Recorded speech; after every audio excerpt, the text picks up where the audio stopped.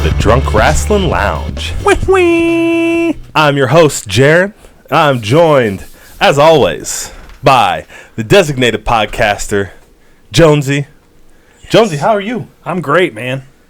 Can you believe it's here? It's come and gone. We've experienced everything. It's the most unique WrestleMania of all time. Guys, it is our WrestleMania review. Yes. Biggest episode of the year. Biggest episode so far. Jonesy, first impressions. How'd you feel about Mania? Felt weird. Felt weird. So, I mean, feel like you got used to it. I was not entirely used to it, but with some of the content that actually was on WrestleMania, like I was like, okay, I can watch these matches with no crowd. This is fine. Yep. So for me, I had gotten used to it because I had watched everything leading up to Mania, right, all the Raws, all the. So like I was used to seeing it without a crowd. Mm-hmm. So when we got to Mania and there was no crowd, I was kind of used to it. And I only point that out because I know some of the people that I was talking to, texting and whatever during Mania. They were like, "This is so weird. There's no crowd. It's so weird." And they hadn't watched anything up to it. They just watched Mania. Right. You know what I mean? So there was no adjustment period. Right, yeah. There was no getting used to it kind of thing. Yeah, as weird as it was business as usual. Right. For what had been leading up to it. So, yep. It was jarring as a Mania, yeah. but it didn't feel as special. However, once they got going, man, They delivered. They did. I do feel like they delivered. I felt like it came through. It was, there was enough memorable things. Yeah. I had been assuming the whole time that this was going to end up being the Mania that we just kind of didn't talk about. Yeah. But I think they created some moments and did some things that we're going to be talking about for a long time, and Absolutely. that aren't going to be embarrassing to be in like highlight reels. I mean, that was kind of my main thing is like, so many WrestleMania highlight reels have those moments where, it's Hogan looking out of the crowd and the crowd goes nuts. You know what I mean? Where it's Daniel Bryan doing the yes with 70,000 people doing yes with him, stuff like that. And then you cut to like, real, spoiler alert, Charlotte Flair beating Rhea Ripley in front of nobody type of thing. Right. You know what I mean? Like you're not going to include those. But even bigger than that, the main event was for the two men's world championships because it was two guys who hadn't won it. Yeah. And are we going to see in a year the Drew McIntyre reel where it's this is where he won it. There was nobody in the building. Yeah. Like, yep.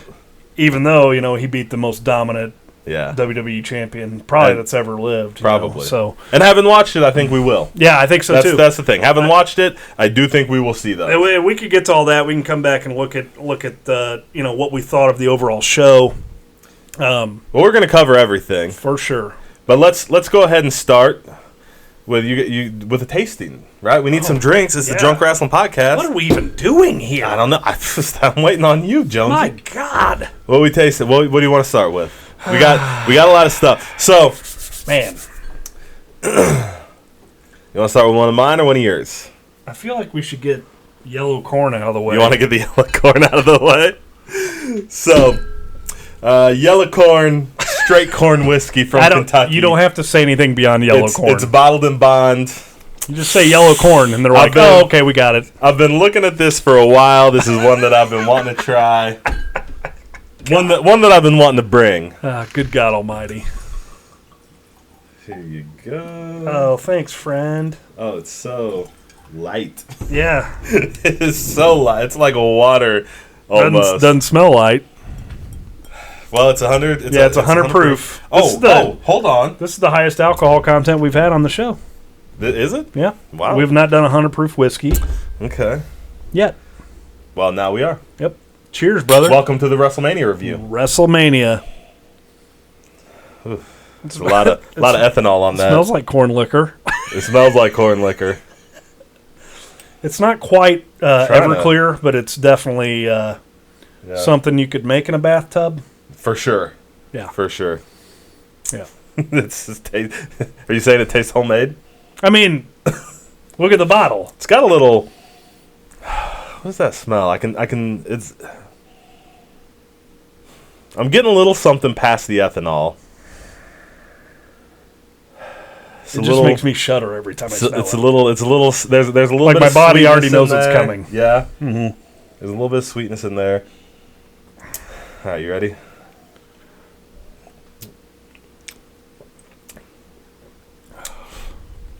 It's tough. Burns a little bit. Definitely has. Definitely, I can. It's definitely got that sweetness. I pick up the. I pick up the corn. You get the corn? Yeah, there's corn. There's corn. It's it's alcohol. I feel like there's a little bit of butter in there. I feel like there's some Maybe. buttery notes, like because I'm getting a lot of, and maybe it's a psychosomatic type thing. I'm definitely getting because you want it to be yellow corn so much, and not just well because it's called yellow and not mellow just corn. and not just straight rubbing Right? alcohol. Yeah, you know, with caramel color. With caramel color. I'm definitely picking up like a kind of buttered corn taste. I mean, there's a hint of corn, but it's a grain alcohol through and through. For sure. If you've drank that, then you know. I mean, maybe you like it, and I appreciate you. I'm not going to yuck your yum, but man, it is not very mellow. I will say that. Well, it is the most unmellow of corns I've had. So, we also have a new component to debut. Oh. To the yeah. Drunk Rasslin podcast. Yeah. So being that this is the WrestleMania review, WrestleMania is the biggest thing in wrestling. I feel like our WrestleMania review needs to be the big event of our year for the show, right? Right, yeah. To celebrate this year, we are going to start an infinity bottle. We're actually going to start 2 infinity bottles, but we don't have anything that'll go in one of them tonight. So everything that is sorry, Canada, that is normal whiskey, bourbon, scotch will go in this infinity bottle over the next year, and we're going to combine a little bit of everything we buy and drink and taste, and then next year's Mania review will taste the bottle. Woo! Now we also have the maple leaf bottle, and this is going to get anything flavored. So anytime we have I like the toasted caramel that I bring. Mm-hmm. Anytime we try any apple coffee, anything like that. Coffee, we like the coffee. We like the apple. So yeah, right. It'll go. Peanut butter. Peanut We've butter. Dabbled in that. A little bit of that will go in this one, and we will also taste it. Right, but. The inaugural... For the non-flavored infinity bottle. The inaugural taste. The first guy in is mellow corn, dude. Perfect. Is there a better first guy in? This is us. Don't spill it on your laptop. Oh, boy. Is that enough? That's if you leave that in there a whole year, I bet corn actually grows out of it. You think corn will grow out of it? Might. I'll give it a little extra. There you go. Yeah. Yeah. Boom. I can't wait till... the 4th episode we filmed tonight, and we just pour whiskey everywhere. All right. So do you need some of the mellow corn? No, I don't. I don't ever need any more of that. Well, I'm gonna have a little bit. All right, pour me some then. God all right. Bless America.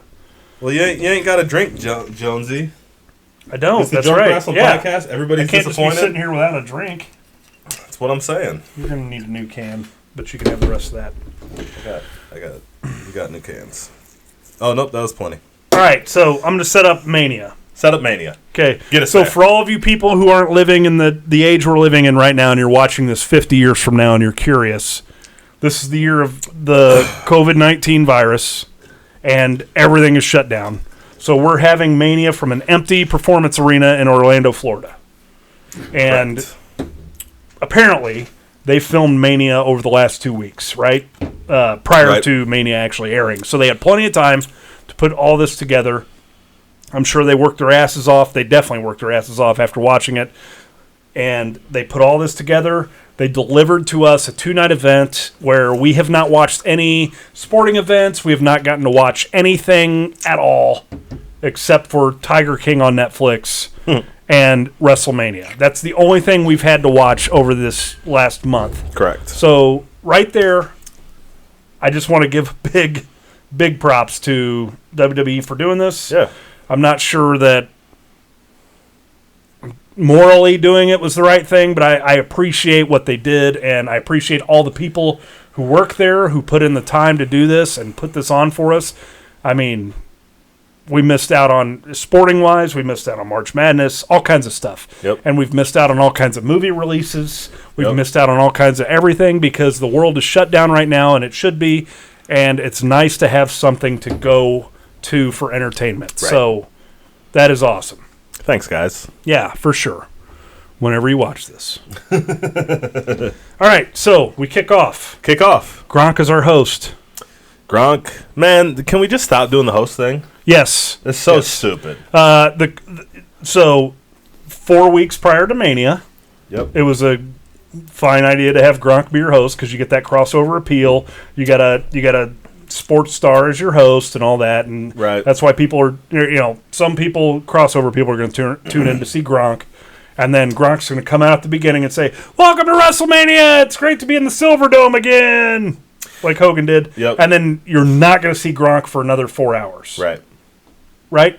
So let's just stop doing the host. Yep. Like you said. So silly. but it's always been that way. I felt like they did more. So I watched a Mania. The week of Mania, I watched a Mania every night, and one of the weekend days, leading up to the 2 Mania nights, right?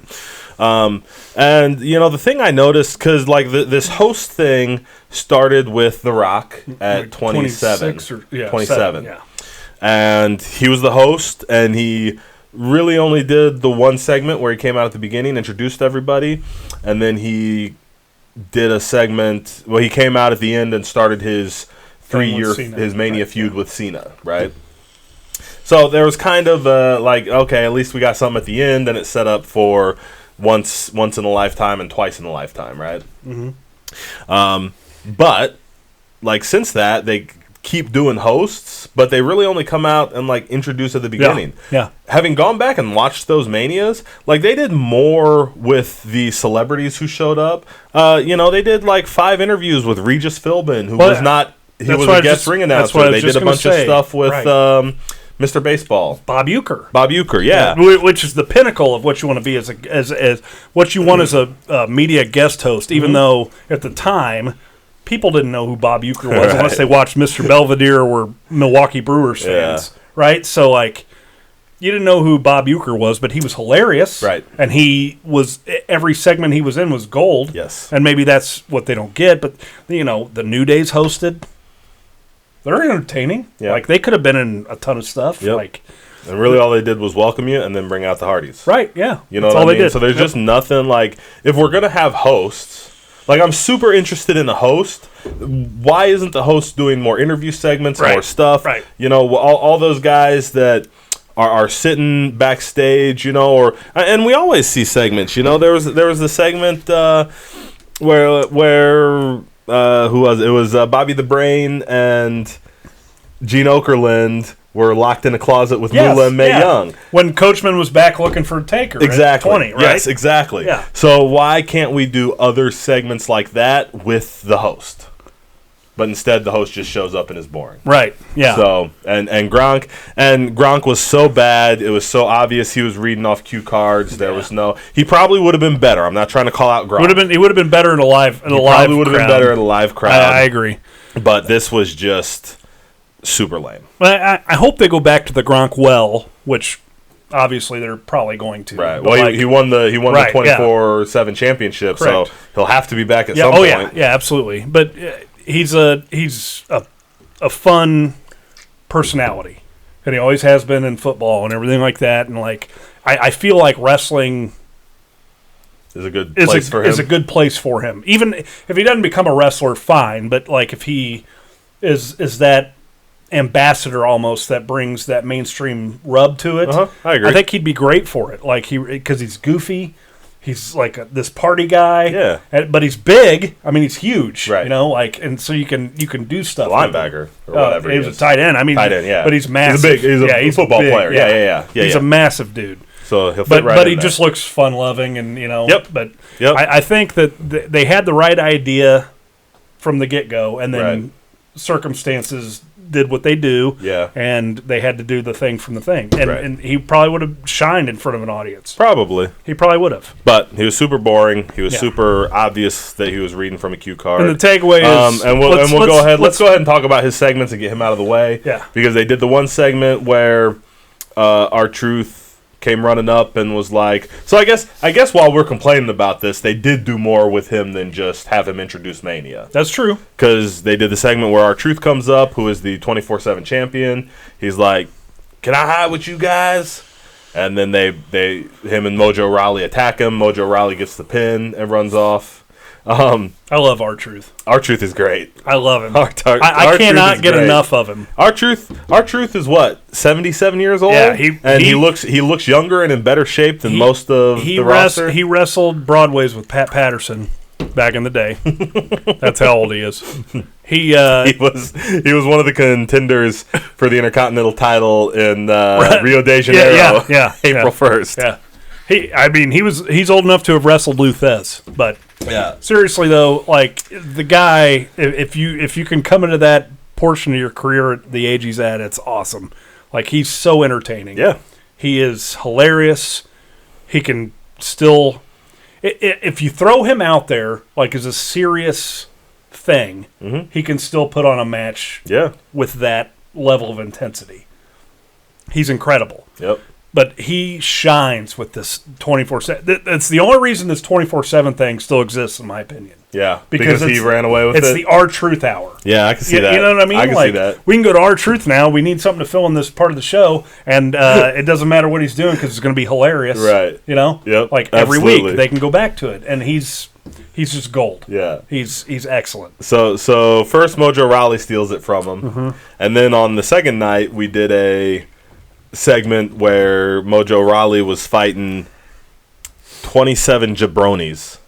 The most jabroniest J-Brones I've ever seen. I didn't recognize a single face in that crew. I guarantee all of them are signed too. They're all NXT guys, or will be NXT guys. Well, I'm super not calling them out for like I'm not saying they have no future or anything. No, you know what I mean? I know that. But they are the most faceless J-Brones you've ever seen. Yeah. And Gronk jumped off the thing onto all of them. Yeah. The cushiest landing I've ever seen. Like you can tell there's a millionaire jumping on us, guys.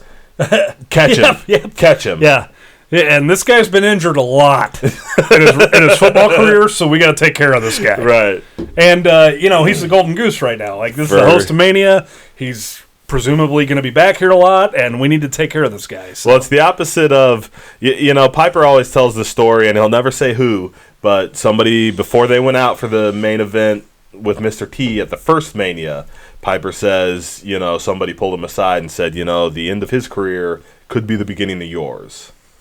And, of course, Piper was a pro and didn't do anything. But this is like the opposite of that, because these dudes are all out there. Somebody pulled them aside and was like, listen, if he gets a bruise, or a tweaked knee, He's had 12 elbow surgeries. You guys are all fired. Yeah. You guys are all fired. He's had 12 elbow surgeries, Right. so catch him. Yeah. And he's only like 33, so Yes. let's get it together, guys. So they catch him. He pins Mojo Rawley. He leaves with the 24/7 championship. Fine. I'm sure they'll do some entertaining segments. I will be super excited if we just spend a whole year of R-Truth looking for Gronk. Oh, my God. Dude, if he just showed... Oh, my God. Gronk works for Fox. If R-Truth shows up on Fox NFL Sunday in the fall... with, like, Bradshaw and Howie Long and all those guys, like, R-Truth's just awesome. like, where's he at? Where's he at? Doing this thing? Yeah. I will... Oh, my God. I can't believe that just now occurred to me. I'm so excited. Nice. If that doesn't happen, I'm going to be disappointed. Now you're going to be disappointed. Yeah. That'll be great. But, I hope that's the case. Like, Yep. I hope we get to see Gronk at the big shows. And if he's got the 24/7 title, cool. If not, like, that attention for the WWE is good. And it furthers their relationship with Fox, which is good for wrestling also. I would, for me, because I don't care about that at all. For me, it will depend 100% appearance by appearance. Is his segment entertaining? Right, yeah. That's what they need to find. Right. They need to find where Gronk's going to be fun. Yep. And maybe it is doing 24/7 stuff. And they're going to have to do a little bit with him, Mm-hmm. I mean, sometimes I think the tendency for as micromanaged as every other segment on any wrestling is, it seems like sometimes when a celebrity shows up, they're just like, go do your thing. Let him go. He'll be fine. He's famous already, so you know what I mean? Right, yeah. So like somebody needs to be producing and doing something with Gronk and make those segments entertaining, and then I'm all in for it. Yeah. Yeah. Same here. All right. So that's Gronk. That's our host. Gronk. That's the host. So let's get into the match. Saturday night we had a pre-show match. We had Cesaro and Drew Gulak, which we had seen 2 weeks earlier on SmackDown, and it's fun. It was good. It's fun because both those guys are good. Both those guys are really good, and it was just furthering the Sami Zayn, Daniel Bryan thing. For sure. So that's all you got there. If you can even say that, it was kind of just a match to have a match. Yeah. Nothing, there was no involvement from those other guys. I'm glad those guys were on Mania, quote unquote, but yeah, I'd like to see both of them do more. For sure. Yeah. I think they will. Oh, yeah. Well, I mean, I think we're Cesaro definitely... may not, but... Well, I think we're definitely heading towards Gulak and Daniel Bryan as a tag team, right? Yeah, I think so, too. And that will be an awesome tag team. Yeah, I agree. I'll be all in on that. And it's going to be on SmackDown where the tag teams rule right now. Yeah. So it's going to be, Yep. Yeah, I think so too. Okay. All right, so we move into first match, night one. First match, night one. Kabuki Warriors versus Alexa Bliss and Nikki Cross. I am such a Nikki Cross fan. Really? Yeah, I was kind of not... So I was a huge Nikki Cross fan at NXT. I loved her at NXT. I thought she brought a performance level and a character that you just didn't see with the women. And I loved it. And I think she's a great wrestler. Yeah. She came to Raw. She got called up, and she's kind of... I don't want to say she floundered, but they just didn't let her run wild like they had at NXT, which is what she needed. And then they stuck her with Alexa Bliss, and she kind of lost that edge. And I definitely backed off her for a little bit, but the last few weeks watching her again, I'm digging it. I like her and Bliss, but I'm such a Nikki Cross fan. This is the point where I'm going to make the opportunity that this empty arena stuff has been for some people. Yep. Because you've gotten Nikki Cross to be on commentary. Right. Just being a maniac. Right? Yes. Lexi! Do you think I think Michael Cole is really getting frustrated with her. No, it was amazing. I guarantee it. Yeah. I mean, because he looked frustrated. And he started being kind of a jerk to her. That guy's unflappable. Right. And when somebody grates on him, he's a jerk to him every time. Yes. And awesome. And so she had those moments in that empty arena where you could hear her working. Yep. You can hear her talking during the match and everything like that. Like, she came through. I'll say this.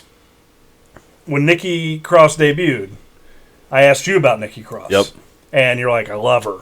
NXT. And I saw her at a house show. And I was like, no, man. She is not ready at all. Yeah. She's not ready at all. And she was in there with Asuka and two other women who could work. And it was like a mix, or it was a tag match. And I was like, man, she stuck out like a sore thumb. Yeah.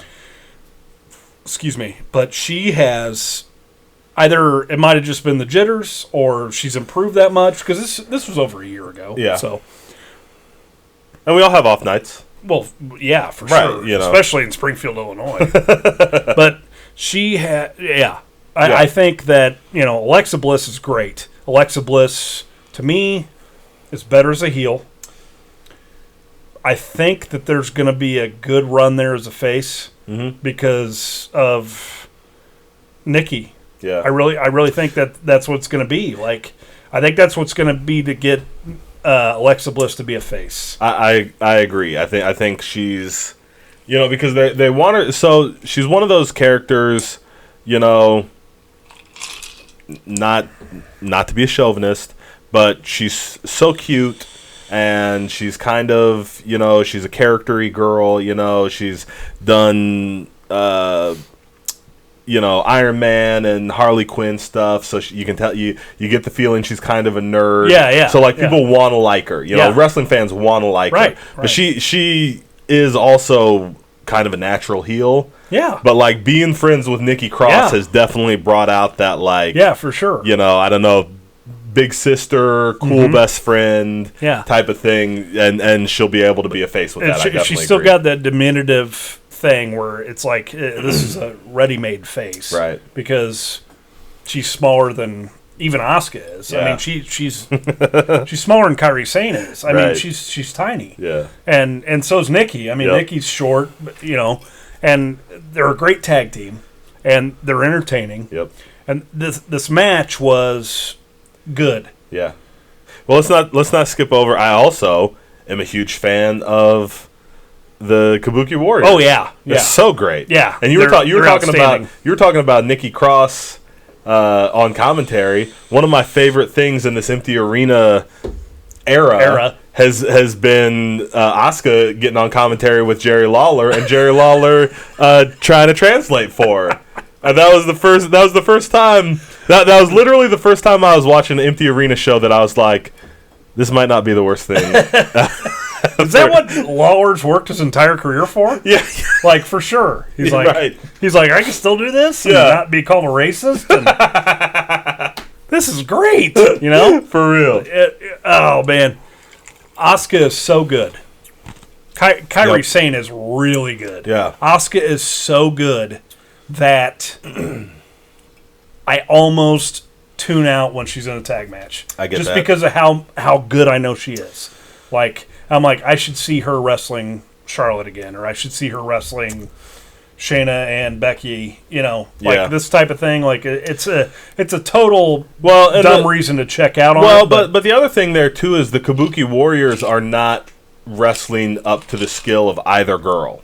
No, but and here's the thing, because they're a little more, they're being a little less wrestler. You know what I mean? And they're a little more wild, and they're a little more out of control. But and the stuff they're doing is, like instead of doing a wrestling move or whatever, they'll do eye rakes and kicks and whatever. You know what I mean? So we're not getting to see.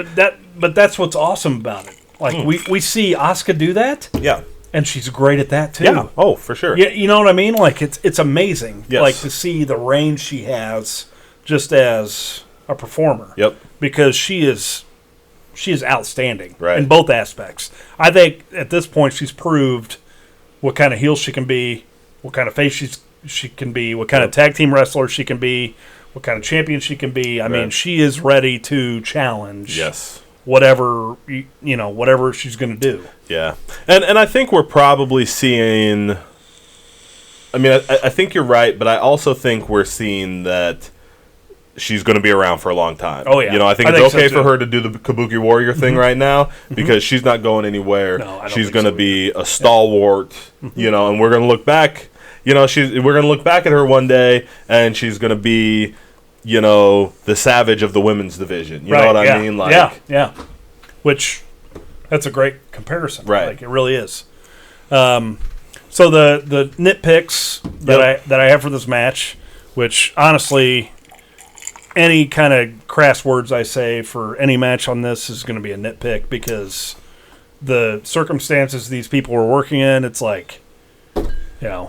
Me and you have worked in front of 5 people. These people haven't done that for years. Right, if ever. Yeah. It's been a long time since we've done it, but man, it is really hard to wrestle in front of nobody. For real. It's so hard. Yeah. And these two teams specifically, mostly Alexa and Nikki, came out playing to a crowd. It's not there. Yep. And it's muscle memory. This is what you do night in, night out. Right. But we're all watching on television. Yeah. and it feels weird. Yeah. I also assume they were told to do that because everybody did it. A lot of people did it, not everybody. Well, I think some people were able to make it look more natural, and some people it looked more forced. But everybody, nobody was playing to the camera, so I assume everybody was told, do not play to the camera, right? And everybody was still doing all their poses, their full entrances, and normally there's a crowd involvement, I gotta assume there was at least the suggestion of like, just do it like you normally do, guys. Just pretend there's a crowd there. Just whatever. We still want it to look like it would to the people at home. Right. That was my assumption. I can't fault that. I don't feel like I thought every match had that. I felt like this one was the glaring. Yeah. Exception. I don't disagree. That they played to the crowd more than anybody else did. Like, because I don't remember seeing it in, and we'll get to this later, Rhea and Charlotte. Yep. And the other match that sticks out a bunch is Rollins and Owens. Yep. Like, I don't remember seeing them do this. I agree. To the degree they did. I agree with that. And we're talking main events, quote unquote, right? So, like, these guys have been there. Maybe Nikki Cross, Alexa have not, Kairi Sane has not. So maybe the spotlight on them is a little bit, bigger deal. But I don't know. Like, maybe they were instructed. Yeah. But to me, that was the only thing that stuck out in this match that I was like, quit playing the fucking crowd. Yeah. What are you guys doing? For sure. Like, there's no crowd there. And I understand, like, trying to make it look like it always looks, but also don't insult our intelligence type of thing. I agree. Just do a wrestling match. I agree. And play to the camera. Yeah. We're the only ones watching. That's my main thing is why wouldn't you play to the camera? Your hard camera is set up. Yep. You know where it's at. Yep. And just play to that. Yeah, do it. Get in the face of the camera. But you've never seen that. You would see, and that's a WWE decree, because you would see on WCW, Buff Bagwell would come right into the camera face and fix his hair and stuff. Yeah. And nobody ever did that on WWE TV. No, not so since. Like that's not a since, not since 97, 98. Right, yeah, for sure. When they could. Yep. Yeah. So. Yeah, you're right. All right. So, wait. You ready for another let's another tasting? All right, let's have a guy. All right. This is Jepson's Bourbon, which until this past week, I found out you can make bourbon outside of Kentucky and Tennessee. Jaron told me that. I just learned that. I thought bourbon had to be in a certain region. Me too. It does not. It just has to be in the United States. Yeah, with a certain percentage of corn mash. Yeah, right? 51% corn mash. Yeah. Anyway, and I think distilled 4 years in new oak. It has to be new oak. It can't have had anything else in it. It can't be old oak. It can't be old oak. It can't be old barrels. You oak. All right, this is Jepson's Bourbon. It's got the Chicago flag on it. CM Punk call out right there. It's made in Chicago. It's a blend of straight bourbon whiskeys. I've had this a couple of times, and I've raved about it to Jaron. Yeah, he has. So I'm excited. Excited to try. And I'm not a bourbon guy. I'm a blended whiskey guy. And this says it's a blended whiskey. You're getting better at those pours. I am. Been practicing. Ooh, that's good right off the nose. Woo! Very smooth. There's not a lot of ethanol or rubbing alcohol. No. It's nice and smooth. It's just right there, man. I get caramels. There's tea and caramels. There's good flavor. There's for sure not a ton. I mean, it's like that. Not that you smell that bourbon or this is or that mellow corn, as it were. Yeah. And your nose is assaulted. Yep. You can't even keep your nose in the glass. This is awesome. It's very smooth. Cheers, brother. Cheers, brother.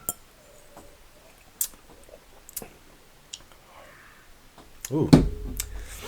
Kicked me a little harder than I expected it to. Doesn't smell like it would. Doesn't smell like it would. Kicks a little harder than I expected off the nose. I definitely got. There's definitely like kind of herbal tea aftertaste. Like it's like a green tea. You know, I usually think of when I hit the bourbons, I use the good sweet bourbons. I get some sweet tea in there. This is a little more like a herbal kind of green tea. Yeah. So the only way I've had this is with water, and to me, it tastes like a tea, like an iced tea or a hot tea or something like that. And it's comes in. You hit it straight, in real man. Sweet. Yeah, it does. Comes in real sweet, but it finishes you off hard. Yeah. Well, the middle is hard, I think, because it comes in real sweet, and then there's like a kick, and then it's right there's there. Yeah, and then there's kind of the herbal kind of green tea aftertaste. After you get assaulted by the alcohol. Yeah, man. I dig it. I dig the Jetsons. Good job, Jetsons. What's our next match? We are on to King Corbin and Goliath. That's how my daughter says it. She's 8. Man, I have very little to say about this match. Yeah, I don't have nothing. I'm not going to go too hard on this match. I'm not a King Corbin fan. I try not to be an Elias fan, except I really like Elias. like every time he comes through, man, I end up cracking up at his songs. I end up enjoying Elias a lot more than I expect to. Yeah. So I can't say too much, but there's just not. Neither of them are great wrestlers. Neither of them are terrible wrestlers. Nothing in this match was great or particularly memorable to me. They tried really hard to sell this match. So the week before there was a stunt where Corbin knocked Elias off of the platform. Whatever 30 feet to his death. Yeah, he died. Which hurt it a little bit to me because Elias wasn't selling it at all or anything. When he came out for the match, even though it's only been like a week, that he wasn't selling it. He didn't seem any more intense. Here's the biggest thing. This was the Gronk match. If you're going to have Gronk involved in anything, it was this match. Right. Because he set this up. He made this match. Yep. He floored Corbin the first week he showed up at SmackDown. Yep. This is the match you have your star host in. You would think. Yeah. But nothing. I like Corbin. I think Corbin is going to be around for a long time. I do too. Because he knows how to be that shithole heel. Corbin is the new. He's the finally we have a spiritual successor to the Honky Tonk Man. Yeah. Right. Yeah. I think that's Corbin, and I appreciate that spot and that guy, but it But he's going to be that guy that everybody has to go through to become. He'll be a contender to the Universal Champion, or he'll be the step-up guy. The WWE Champion. I don't think he'll be the. I think he'll be the step-up guy. I think he'll be the guy where they step up to the main event level, not necessarily where they step into the main event. Directly into it. Okay. Yeah, that makes sense. Yeah. Yeah, it's a depth of roster thing, and for sure. For sure. Man, you know what? It doesn't pain me to see Corbin be a bigger deal than he is, but he seems pretty comfortable with what he's doing. I agree. I feel like there's more there, but I'm not sure he's going to find that more. Okay. You know what I mean? I'm not sure he's going to dig down deep enough for it. Yes. I was going to disagree with you because I think he's operating at pretty much level best. I think there is the possibility for him to become better if he cares enough to work on becoming better. Right. And I think he is better. I think he just needs to find that gear. I think the pedigree's there. I think the heel work he's done anyway with his background. Yeah. I'm like, okay, yeah. So there's wrestler there, but there's no he's 6'6". Yeah. Right. You know, he was an offensive lineman in the NFL. So at one point in time, he probably weighed 350 pounds. He probably weighs 280 now. Probably. But, like, he's a big guy. Mm-hmm. Like, he could be a monster. Right. And he's not. I agree. And I appreciate that range. Yep. But well, he's a little this too, is not the right he's roster. a little too skinny to be a monster, though. Yeah, I guess I understand that, but like he can dominate. No, he can't be a big monster. You're right because he's lost enough weight where And he doesn't even look imposing. You know, like Mark Henry. I mean, he's what, a full 2 feet taller than Mark Henry ever was. Mm-hmm. But Mark Henry has a build and he's so thick. You look at Mark Henry. Mark Henry's width is as tall as Baron Corbin's height. You look at Mark Henry and you're like, how is anybody going to hurt that? Yeah, how am I gonna floor that dude? Right. You don't think that with Corbin? For sure. Yeah. You look at Corbin and you think, I'll whoop Corbin's ass. right. Yeah. And then that's a good attribute to have. You know what I mean? Like, and especially for playing that chicken shit heel deal. Yes. Like it's perfect. What's next? Well, okay, wait. So, did you want to talk about Elias? Do you think Elias is going to be anything ever? I think Elias is right where he's at, and he's going to be there forever.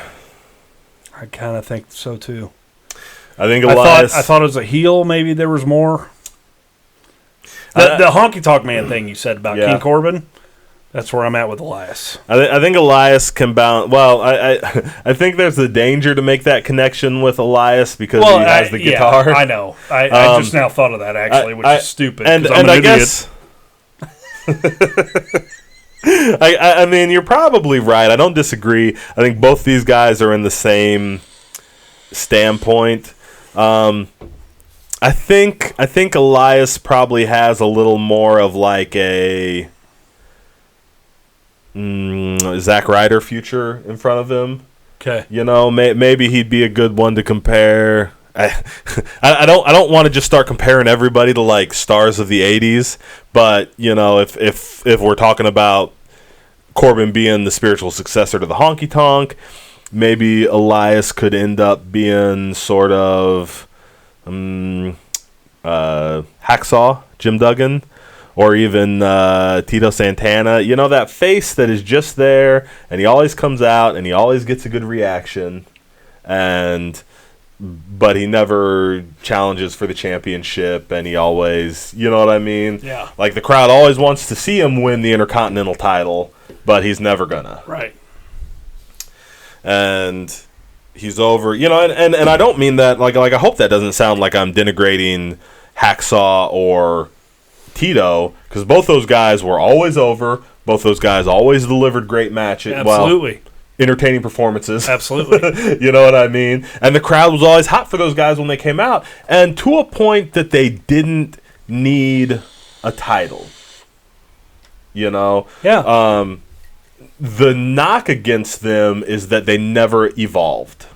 Yeah. The day Hacksaw walked into that company, he was exactly the same as the day he walked out. Right. Tito Santana. And went and did the same thing in WCW. Exactly. Yeah. You know, Tito Santana had some different characters.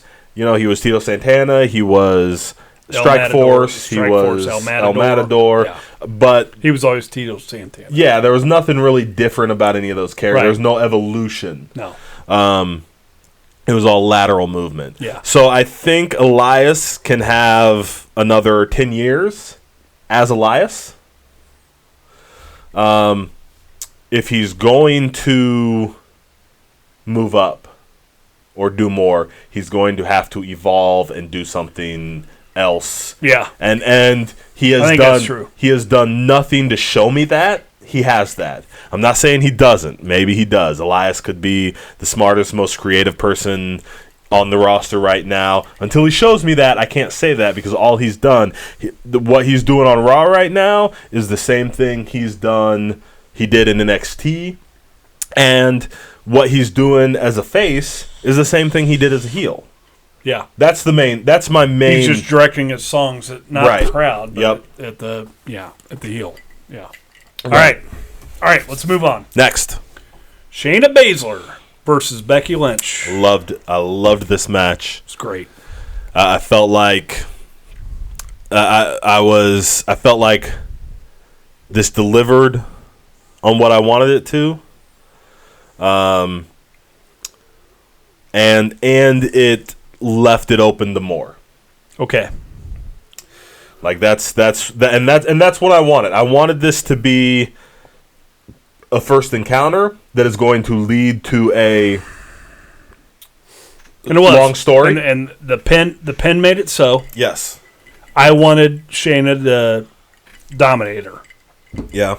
And I wanted Becky to chase because for me, that's the old school wrestling thing. Right. Like the face has to chase. Right. And Becky hasn't chased in a year. Right. And about 3 months ago, I was like, Becky might be a heel now. Like that's how I felt. I get you. You know what I mean? Like, and I was like, this is the first real threat. Right. Let's go. I think you're a little too entrenched in my ways. Get off my lawn. Well, I was gonna say you're a little too binary. Probably. You know, which is the same thing. You get what I'm saying? Yeah. In that remark, I don't think it makes Becky a heel that she hasn't chased. I do think she needs a challenge to meet. I think there's a little more mileage. See, I almost think that like had Baszler come out and dominated Becky, I think it almost hurts Becky a little bit because Becky. What's gotten Becky over is being the man and talking all this shit. And if somebody comes out there and just proves that it's all shit talk, then Becky's, people start to go, oh, I think it hurts Becky a little bit. I don't think that she ever needed to get dominated in a match. In a match, I think this was the perfect kind of match.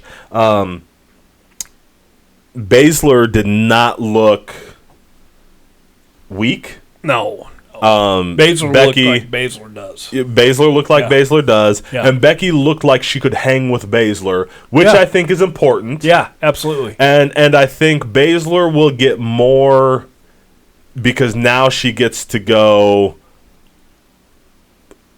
Oh, all right. You don't know what you just did. Right? Yeah. You don't know the monster you unleashed. You woke up some stuff. Yeah, and now we get to and I think it does she's more. She's lost like 2 times, right? 3 times. A handful, and I think it does more for Baszler to be able to step up and come at Becky even harder now, and see where that story goes. Yeah.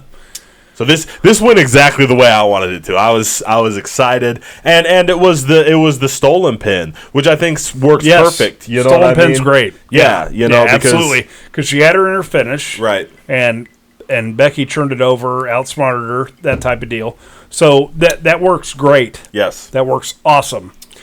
My only thing was, and I love the finish of this match. I love the match. Start to finish. I loved it. Also, let's talk about how this match really worked. They were both vocal.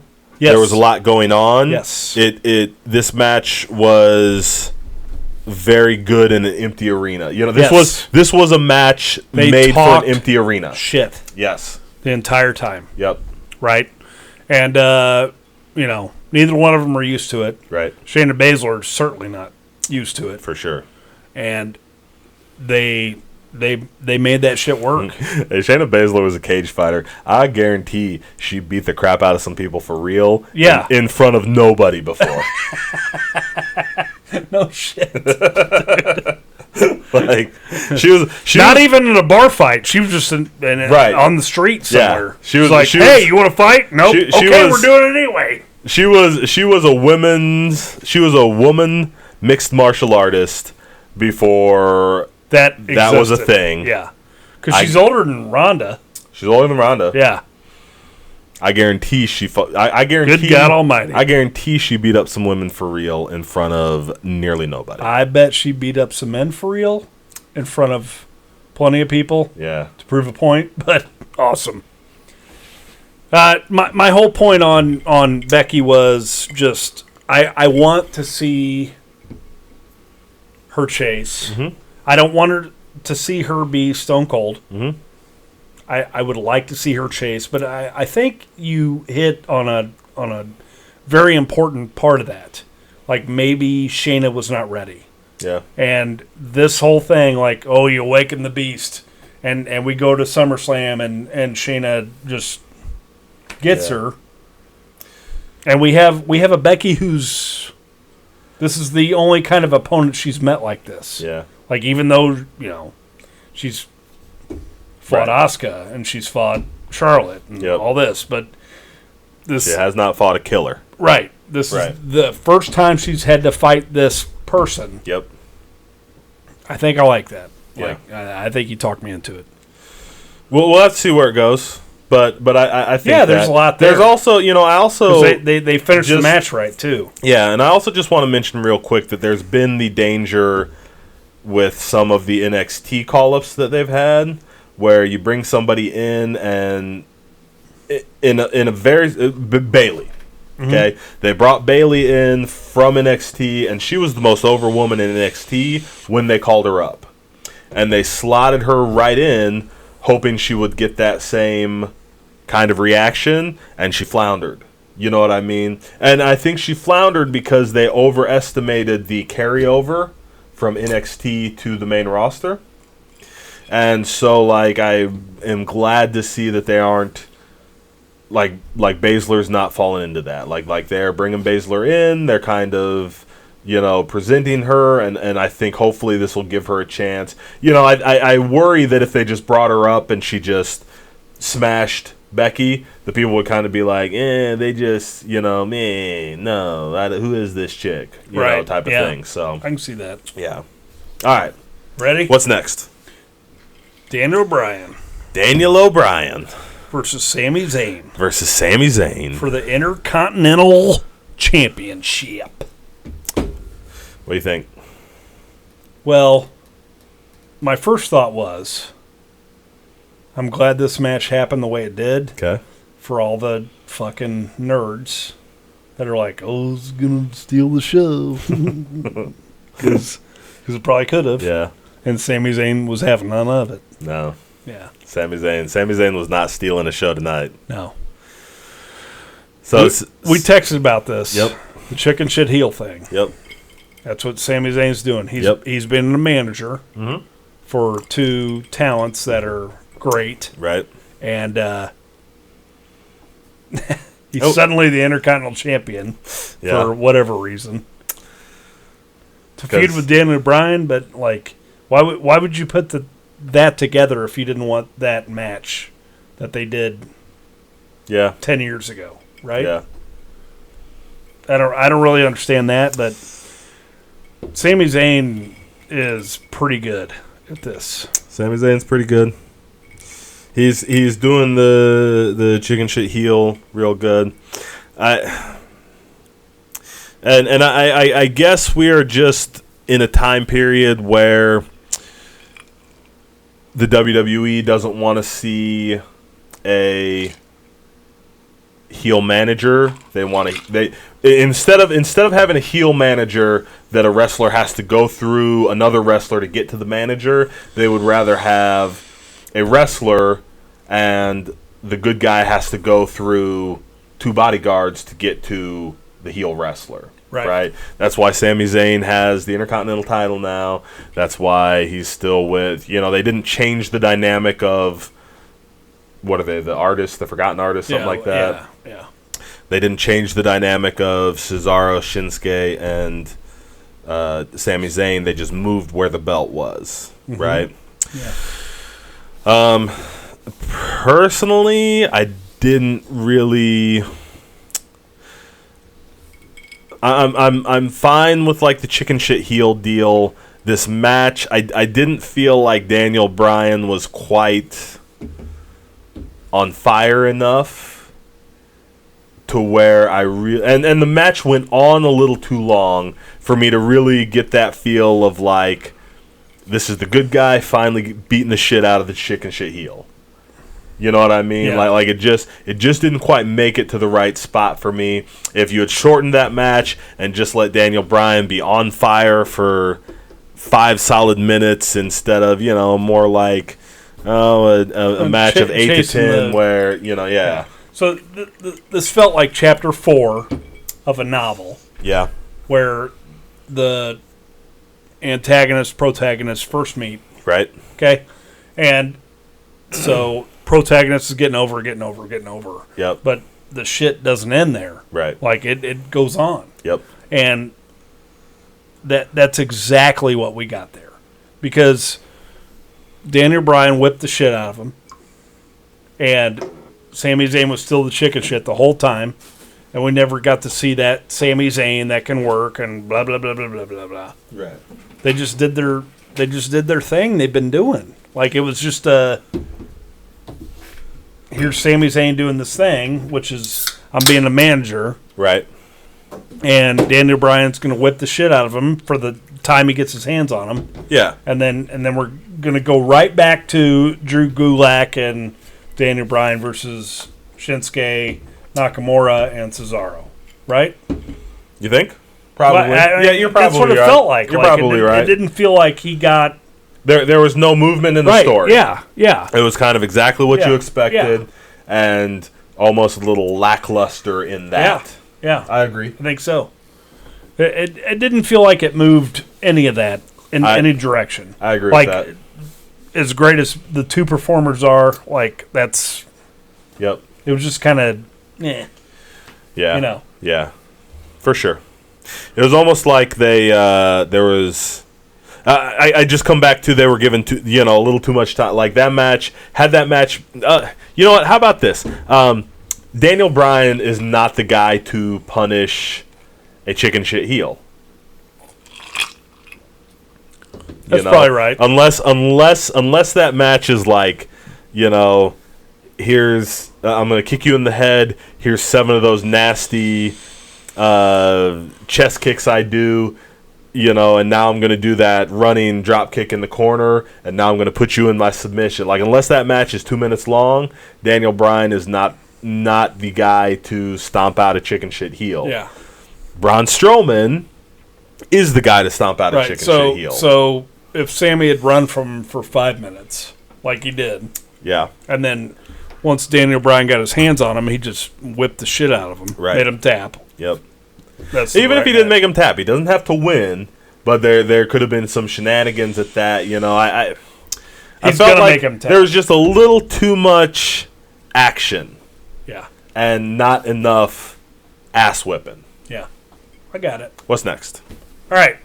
Ladder match. John Morrison versus Kofi Kingston versus Jimmy Uso. One of the Usos. Yeah. Versus an Uso. For the tag team championships. Has there ever been a tag team more equal than the fucking Usos? Like, there is not a clear... Every single tag team ever has, like, a clear dichotomy. Except the Usos both seem equally athletic, equally charismatic, equally... right? Yeah. Like, has there ever been a tag team as evenly managed, as evenly distributed? Distributed? No, distributed. It's great. as the Usos. And I love the Usos. I hope that doesn't sound like anything but a compliment, because I love the Usos. But they are 100%. I think that's like a boon for them. Like, I was thinking about this the other day. Like, of all the tag teams, one guy is always going to go off and do whatever. Yeah. Or at the very least. Who's the guy from the Usos? Both of them. Right. Neither of them. They're both great. Right. Like, and you can't just go, twins. Yep. Twins. You can't just go be Jimmy and Jey Uso. Right. Twins on SmackDown and Raw. Yeah. Why not? Let's do it. Yeah. Split them up, and they'll both. Because they're fucking awesome. I don't think both of them are awesome. I love the Usos. They're awesome. I would, and personally, I don't want that to happen. I just want the Usos to be the greatest tag team of all time. Like, let's just keep running with that. Yeah. They can, yeah. You know. I'm for sure down with that. Yeah. Like, if they got...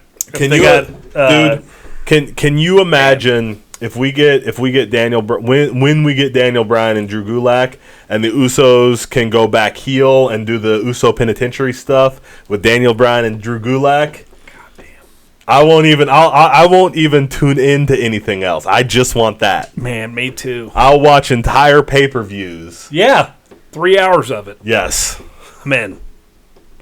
That's shit. I don't even have a thing to say. Hey, this ladder match was not great. I'm not into the modern ladder match. I think we've had we've had 3 iterations of the ladder. Well, 4 iterations of the ladder match. Wait, we should do a tasting. You want to do another tasting? Do you? What do you want to taste? Whatever you want. Finish your thought. Never mind. Let's get through. We'll do another tasting in a minute. Okay. So the ladder match, Razor and Shawn, first one on a grand scale, WrestleMania. Yeah. Looked like a fight. Looked like a brutal. Yep. They had a ladder. They jumped off it a couple times and they hit each other with it. Yep. And then every ladder match was a cheap imitation of that ladder match. That ladder match, yep. Until TLC. No. The first tag match, Hardy's versus Edge and Christian. Yeah. And then it became it was Mania 15. That was not a Mania. That was No Mercy 99, I think. There's definitely No Mercy. I think it was 99. Oh, okay. And that took it up a level because all of a sudden. Oh, four dudes in a ladder match? Mm-hmm. We can do other stuff. TLC? Yes. That was WrestleMania 2000, right? Well, okay. So the first WrestleMania 2000 was a 3-way was a 3-way ladder match. The actual first TLC was the SummerSlam of that year. Okay. So, but when people think of the first TLC, they think of that match at 2000 with the Dudleys, the Hardys, and Edge and Christian. Mm-hmm. And I will give both of those matches. They did 2 of those. There was 3 of those matches because there was the first one, there was the TLC at SummerSlam, and then there was a TLC 2 at 17, WrestleMania 17. Yeah, that's right. So those, I kind of feel like those matches are a trio that all deserve to exist. Mm-hmm. And was taken to the next level every time. And then every match after that was a cheap imitation until the first Money in the Bank. Okay? And I think of the first Money in the Bank was the last time we had a good ladder match. And since that first Money in the Bank, the focus is so much on setting up spots and doing ladders like it's just a stunt show, and they do not do a good job at hiding. Oh, why would I build a bridge from this ladder to the rope unless we're going to do a spot? Like they just don't even bother trying to explain that. They're just like, I'm gonna stick this ladder here, right, and then I'm gonna climb up and get knocked off, and that has been I feel like since the first Money in the Bank at WrestleMania 21, all ladder matches are just we're gonna set up this ladder construction. I'm gonna punch you 3 times while we pretend to climb the ladder, and then we're gonna jump off and land on this ladder construction. I don't feel like they put any thought into making it look like a match or look like a fight or look like anything except a stunt show, and I'm all the way out. Mania 31 is the only one I can say to, contrast that, but that's what this looked like. Yeah. A lot of talent in there. All due respect to the guys. A lot of cool cool shit happened. And, I mean, athletics. I mean, it was Morrison and Kofi and Jimmy Uso. So just you knew some weird shit was going to happen, some crazy shit. And, I mean, all that stuff was good, but at the same time, it was... Here's my bridge from the ropes to the ladder. I mean, every beat. Here, we'll set up these 3 ladders next to each other. Right. Even though there's only 3 of us, and then we'll climb up. Oh, what's going to happen? Yeah. Yeah. Yeah. Exactly. I won't filler bust through this ladder match anymore. Okay. Well, next, we got Kevin Owens and Seth Rollins. Give her a go. Okay. I'll filler bust through the ladder match. You give us a go on this one. All right. So, empty arena show. What we've got to this point, we've had one match where it seemed visceral, where you were like, well, this is a fight. And that was Shayna Baszler and Becky. This match did this because these 2 dudes talk shit the entire time. They beat the fuck out of each other. And this delivered a WrestleMania type match like we haven't seen in... Like we haven't seen in... years. Sorry. These guys went way after it. And they had a butthole finish to start with. Okay. Here's our DQ finish. And then they restarted the match. Great. And then we had that big jump, whatever, off the WrestleMania sign. Beat the shit out of each other for 10 more minutes, 20 more minutes. And a finish where the face wins, heel loses, and everybody feels good about it. These guys, with the physicality and the amount of work they put into this match and the amount of effort they put into an empty arena, like we said earlier, it's really hard. I was so impressed with this match. So I agree with everything you said. I'm not into Kevin Owens at all, and I am not into the Monday Night Messiah. I like Seth Rollins. I've always liked Seth Rollins, but the Monday Night Messiah thing, I'm just not bought into it. So I was not super interested in this match. I thought it was fine. Everything you say is true. It didn't grab me. It started to grab me when they did the DQ finish, because I was kind of like, so a lot of times, a lot of the times I go into this place where I'm like, why would Seth Rollins, the Monday Night Messiah, give a shit about winning this match? And this was one of those times. So, like, when he picked up that bell and smacked Kevin Owens over the head with it and got disqualified, I was like, perfect. Because that's what I would just want to knock Kevin Owens out and get this shit over with. If I was the Monday Night Messiah. Right. So I was kind of like, oh, okay, I'm cool with that as a finish. And then Kevin Owens called him back, started, let's do this no DQ type of thing. And then they worked to the big elbow drop off the top. I also, then again, felt like that was a fitting payback. I thought it was a little awkward that it took Kevin Owens so long to get from laying out Rollins on the announce table to climbing up to make that drop. Absolutely. But I thought, even with editing. Yeah. But I thought it worked, and I thought it was fine, and it made sense in the storyline, and I don't have any complaints except that I'm not particularly into the storyline, which is not either of those guys' fault or the WWE's fault. I don't have to be into every storyline. Right? No. As far as a Mania match, though, like in the past few years, I feel like that one hit home really well. There was a lot of a lot of feeling in the match where they were talking shit to each other. There was a lot of they sold all that backstory in the match. They made it all worth whatever build up there was. Yep.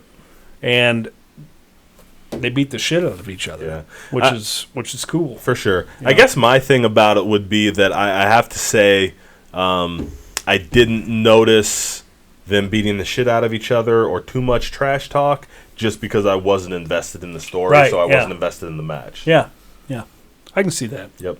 What's next? All right, the best match of the 2 nights. That can't be true. Braun Strowman versus Goldberg. God damn it. Can we just move on? True. They did. Hot. Okay. Unhot take. Not. I wasn't gonna say hot take. I was gonna say hot garbage. Oh. But so. Hey, can you guys go out and do a Lesnar match without Lesnar in it? Right. Cool, man. When I first watched this match, I was like, well, I guess that makes sense. First of all, can we just point out that they did not address, advertise, speak to, acknowledge anything that this was supposed to be Roman Reigns? Nothing. They just completely ignored that Roman Reigns was ever a thing. They completely ignored that we've had months and months of build-up to this Roman Reigns. I did not see Friday Night SmackDown. I didn't watch the day before, but 1 week before, they were still advertising that. Yeah. And then here comes Braun Strowman instead of Roman Reigns. No explanation. Yeah. Maybe they did on that SmackDown. I don't think they did. This was It was shit. It was spears. There was like 5 spears, and then there was like 5 18 power slams, and then Goldberg lost. Mm-hmm. And man, you remember like 2 weeks ago, like several weeks ago, like everything we've talked about was like, oh, it looked like Goldberg actually gives a shit this time. He looks like he's in better shape. It looks like he cares a little bit. It looks like he's trying. Yep. Nope, not at all. Not he just showed up here. Maybe because it was an empty arena, he just showed up here and was like, I'm just going to I'll throw 8 spears and the then absolute power slammed bare 100 minimum. times. Yeah. This was shit. It probably would have been shit if Roman Reigns was in it, but at least there have been more feelings there. And I don't want to shit on Roman Reigns. Like there's no way he should have been going to the Performance Center and doing this shit. We don't have to shit on Roman Reigns. He should have shit on the not situation. done that the times he did. But like, man, fuck Braun Strowman. Sorry. Nope. And this match didn't make Braun Strowman because he was second best.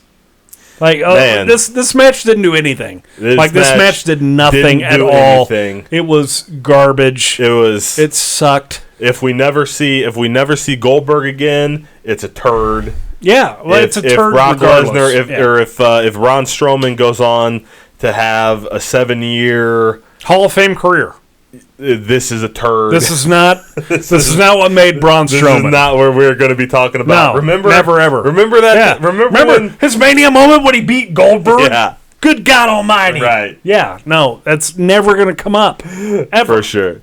This was just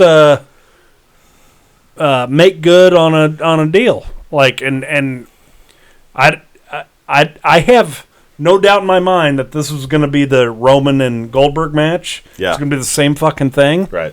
And it would have sucked too. Yep. But it almost feels a little more and this'll, to stick Roman in that spot, they've done enough with Roman where Roman feels like a bigger star. Mm-hmm. And it would have felt better for Roman. Yeah. It was a bigger deal for him, for sure. What's next? But it still would have been awful. What's next? I'm sorry. Boneyard match. Okay. Roadhouse. Final match. The main event of the first night. Saturday night. was this Boneyard match. And this Boneyard match, I was so set to hate this Boneyard match.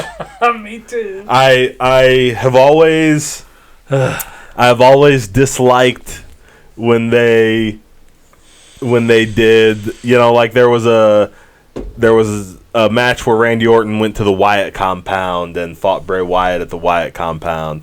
Was he in his gear? Yeah, I think so. Weird. There was the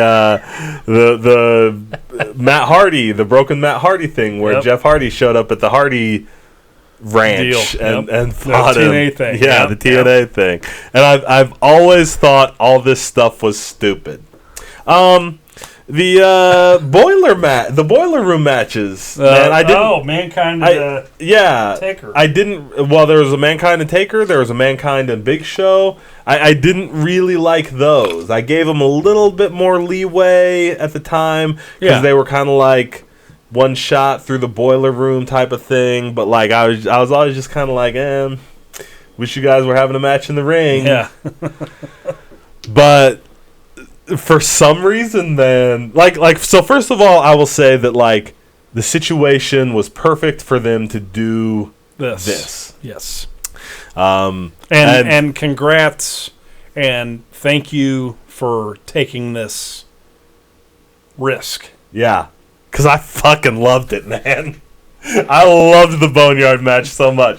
I didn't. It took me 5 minutes to like it, but I after 5 minutes I was like, "Oh, this is what it is." See, so awesome. They at first they started playing they played the Undertaker's music, and the hearse pulled into the Boneyard, and and two druids got out of the hearse, and I was. Oh, they were you playing, don't want none. Oh, you don't want none. They were playing the Undertaker's music, and I was totally like, this is terrible. This is ridiculous.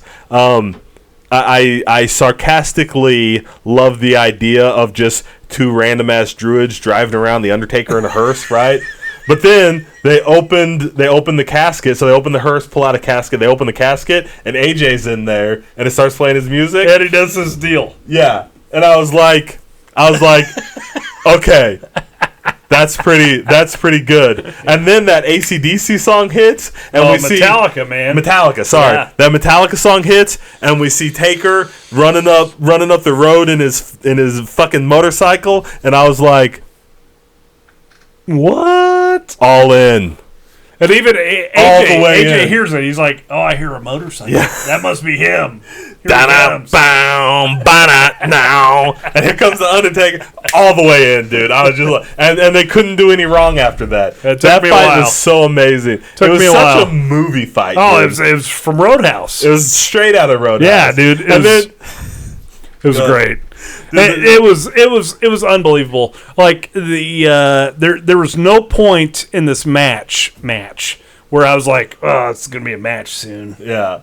No. For sure. It was a fucking movie scene. It was and Taker's doing all of his one-liners. All these one-liners that as soon as he delivers them, you're like, well, I haven't seen Taker in a movie, but I'm pretty sure that's what he would say every time. And AJ, dude, AJ was the star of this thing. Dude. He really was, dude, because like that heel AJ thing does not work for me much because I'm like, you're so good. Yeah. And I don't believe that you're not better than the guy you're with. And when you do this thing where it's like, I'm just a southern. You mean anytime he gets on the mic? Yeah. Where your wife and blah, blah, blah.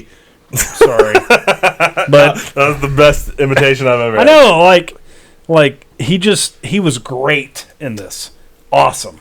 He was awesome. Yes. The whole thing was a B-movie action scene. Yep. And it was great. Yep. It was great.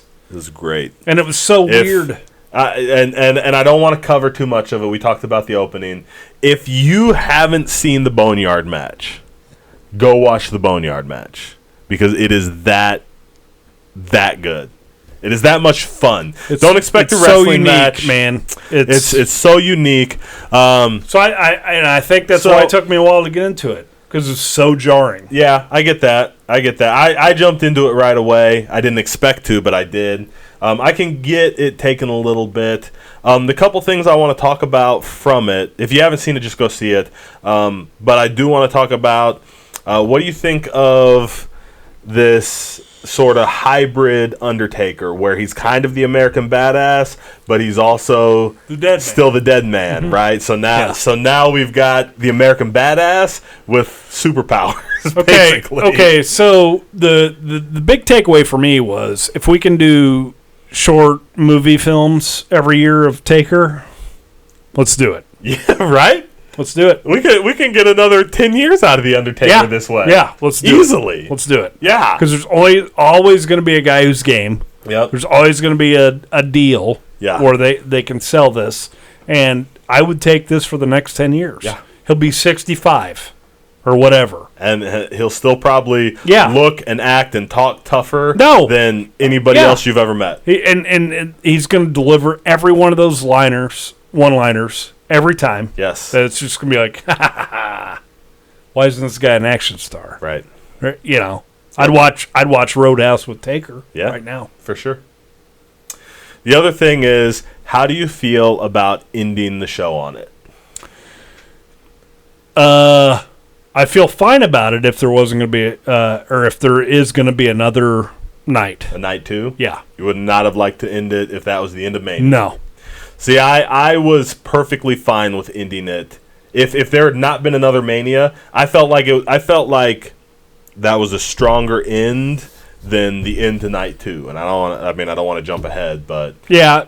So I felt like the Undertaker. So the Undertaker, I for sure would not have ended the night on fucking Braun Strowman power slamming Goldberg to death. For sure. But I was perfectly fine ending a Mania with Undertaker driving his motorcycle away. Okay. How about that? That's a great image to finish off Mania. Yes. But I think night 2 had better shit to offer. All right. Well, we're going to talk about night 2. When? Let's do a tasting first. Ooh. All right. So, our second tasting for the night, third, whatever. Probably third. Our next tasting is one I've been wanting to try for a while. And I'm sure you're not happy about this one, but I'm very happy about it. Can't wait. Also, just the last time we did, when we did the WrestleMania review, I think we kind of talked about how I always try and buy cheap crap because I think that's funny. Being that this is our Mania review, and we're setting a standard as this being like our big deal show, I picked up some some higher end stuff. Not real high end. Not like mellow corn? Not like mellow corn. But I did pick up some Monkey Shoulder, which is a batch 27 smooth and rich blended malt scotch. And I'm a Scotch guy, and you're not a Scotch guy. But I want to be one for you. I've never tried Monkey Shoulder. I've been looking forward to trying it for a while. Oh, wow. Smells smooth. Smells smooth. No peatiness, no smokiness. No peatiness, no smoky. Are you getting banana? A little bit. I'm getting some, banana note. Not, dude. Just a hint of it. Just a hint of it. Not a lot. There is no ethanol, no alcohol. You know what I mean? There's none of that rubbing alcohol burn. No, definitely not. I smell that Scotch smell. That's what I call a Band-Aid in the campfire. Band-Aid in the campfire. Yeah. A little bit of no campfire on this one because it's not smoky, but I smell that Band-Aid. Like tire rubber. Yeah, rubber Band-Aid. Yes. Yep. Yes. That's a Scotch for you. Ooh, I like that. Not a ton. There's some sweet. It's no, sweet. Man, that finish is great. It's a great finish. It's sweet. Mm-hmm. There's kind of some. There's a great aftertaste, like some apple. Oh apple no, yeah. No. It's like a fruity apple taste. Yeah, aftertaste, and it's the most un-Band-Aid Scotch I've ever drank. Honestly, because most scotches you drink, you're like, It tastes like what a Band-Aid smells like, but cool. I'm glad my friends like this. I don't get that. I like Scotch. I usually like a smokier Scotch. So we're definitely going to get into some Smoky's good. Smoky's good, but some of them it's like, well, somebody threw a Band-Aid or a trash bag in a campfire. That's what this tastes like. But this is tasty. This isn't bad. Yeah. I dig it. There's a little. You can smell that on the nose where it's the not burnt plastic, but the plastic smell, and you don't get any of that when you taste it though. Yeah. I think that's good. Monkey shoulder. All right, Jonesy. It's made out of the shoulder of monkeys. Night 2. What happened on night 2? We opened hot. Oh man. We opened with the match of the weekend, in my opinion. My opinion too. The NXT Women's Championship. Charlotte Flair challenges Rhea Ripley. Good God Almighty. They beat the fuck out of each other. These chicks beat the shit out of each other. This was the No match. joke, man. This was the match where I think I texted you, like I bet, like relationships were at an all-time low between wrestlers because as 20-year vets, I know that when you get out in front of guys, when you get out in front of a crowd and you're working with a guy and a shot comes in a little hot, a little stiff, a little snug, as nobody we around say here in the locker room. Yeah. We all throw it in light. Yeah, right. You take it and you're fine with it. Yeah. When the crowd roars, when you're hitting each other and the crowd is reacting to those stiff shots, when you come back, you don't think about those stiff shots as much. No. With no crowd in the building, throwing these stiff shots and beating each other up for real, you feel everything. So here was the initial read I had on it. Was they went out there and Charlotte immediately measured her, saying, "Hey, we're doing this." Yeah. And good on Rhea for giving it right back. But Charlotte was out there like hey, dude, it doesn't matter that nobody's here. Let's go to town. We're gonna wreck some shit. Yeah. And man, boy, did those two deliver, man. Well, because I was talking, earlier about Kevin Owens and Rollins. Mm-hmm. They beat the shit out of each other. Everything was physical. The whole match was physical. They absolutely laid everything in. They laid their chair shots, bell shots, everything. They laid all of it in. And they talked shit the whole time. This match took that to a whole nother level. Yeah. Like, they talk shit, and the pain was visceral because they screamed, and it was agony, and they were beating the fuck out of each other the whole time. Yeah. And it was unbelievable. It was unbelievable. I agree. It was so great. Rhea Ripley grabbed grabbed Charlotte's arms and stomped right on her fucking tits. Yeah. I was like, fuck that. Mm-hmm. Like, if you grabbed my leg and stomped right on my nuts, I don't care if it's Mania or not. I'm gonna jump up. I'm gonna punch. If I grabbed your arms and stomped on your tits, you don't care. Like, you're still gonna punch the shit out of me. For real. Like, no doubt about it. Like, and Charlotte's always game for a physical match like that. I love this match. It's great to see Rhea jump up right in there. Yeah, just right in there. And I hate to be this guy. Her fucking gear, Rhea's new gear for Mania. I love seeing that at a Mania. Yep. It was awesome. She came out new gear, shiny white, blue, awesome. That's a Mania deal. Yeah. You come out in your best gear, your new gear, or whatever. Well, you debut that at Mania. You would have no idea about this. It was Vegeta gear. Oh. Vegeta is a Dragon Ball character, Dragon Ball Z character. Oh yeah, I definitely don't. Yeah, way too old. Yeah, but it was modeled after his outfit. Oh, and I saw on her Twitter where she had had some gear like that in her indie days, and so there was a picture of her like at a when big were show. her indie days? She's like 23 years old. I guess. 3 years ago, 3 months ago, dude. What do you want? I don't know. That's pretty awesome, though. Yeah, like that's cool.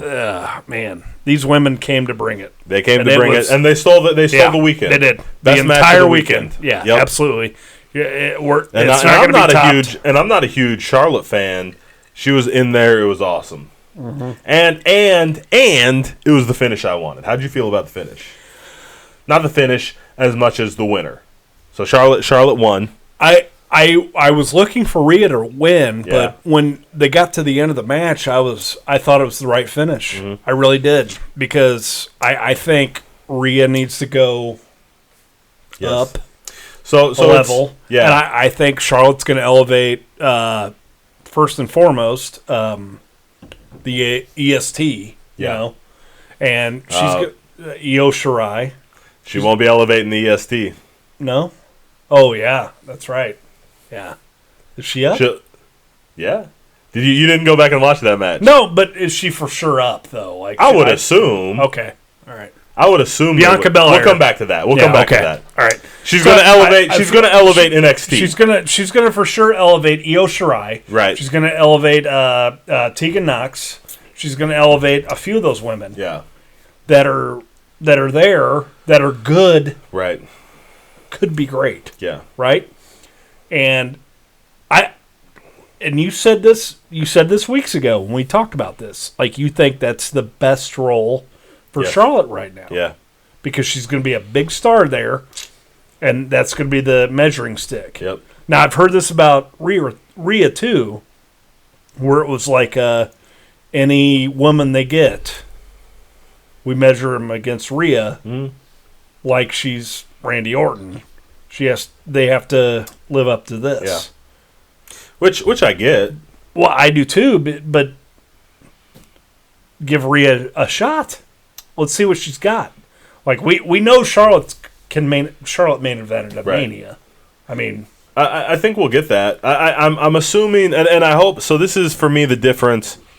Whereas, like, I want to see Baszler and Becky run at each other at least through SummerSlam. Yeah, absolutely. I want to see those heads button. I want to see that match continue, that storyline. For Rhea and Charlotte, I'm hoping they don't come back to it for a while. I agree. Let Charlotte go and run NXT. Let's send Rhea to SmackDown. Yeah. Run with Bayley and Sasha. Yeah, and do some stuff there and grow. And then next year for Mania, I mean, I guess we could do it. I guess we could come back to it SummerSlam if they don't feel like we can drag it through. Yeah, I'd rather see it at Mania. Honestly, as long as, especially since this Mania was not like a big crowd Mania. Yep. Because if you're going to give Rhea that rub, that win, you want to do it at Mania. Yeah. Well, I don't even think. I mean, I'd love to see her come back and win next year. I'd love to see her have the kind of year that justifies coming back to beat Charlotte. Yeah.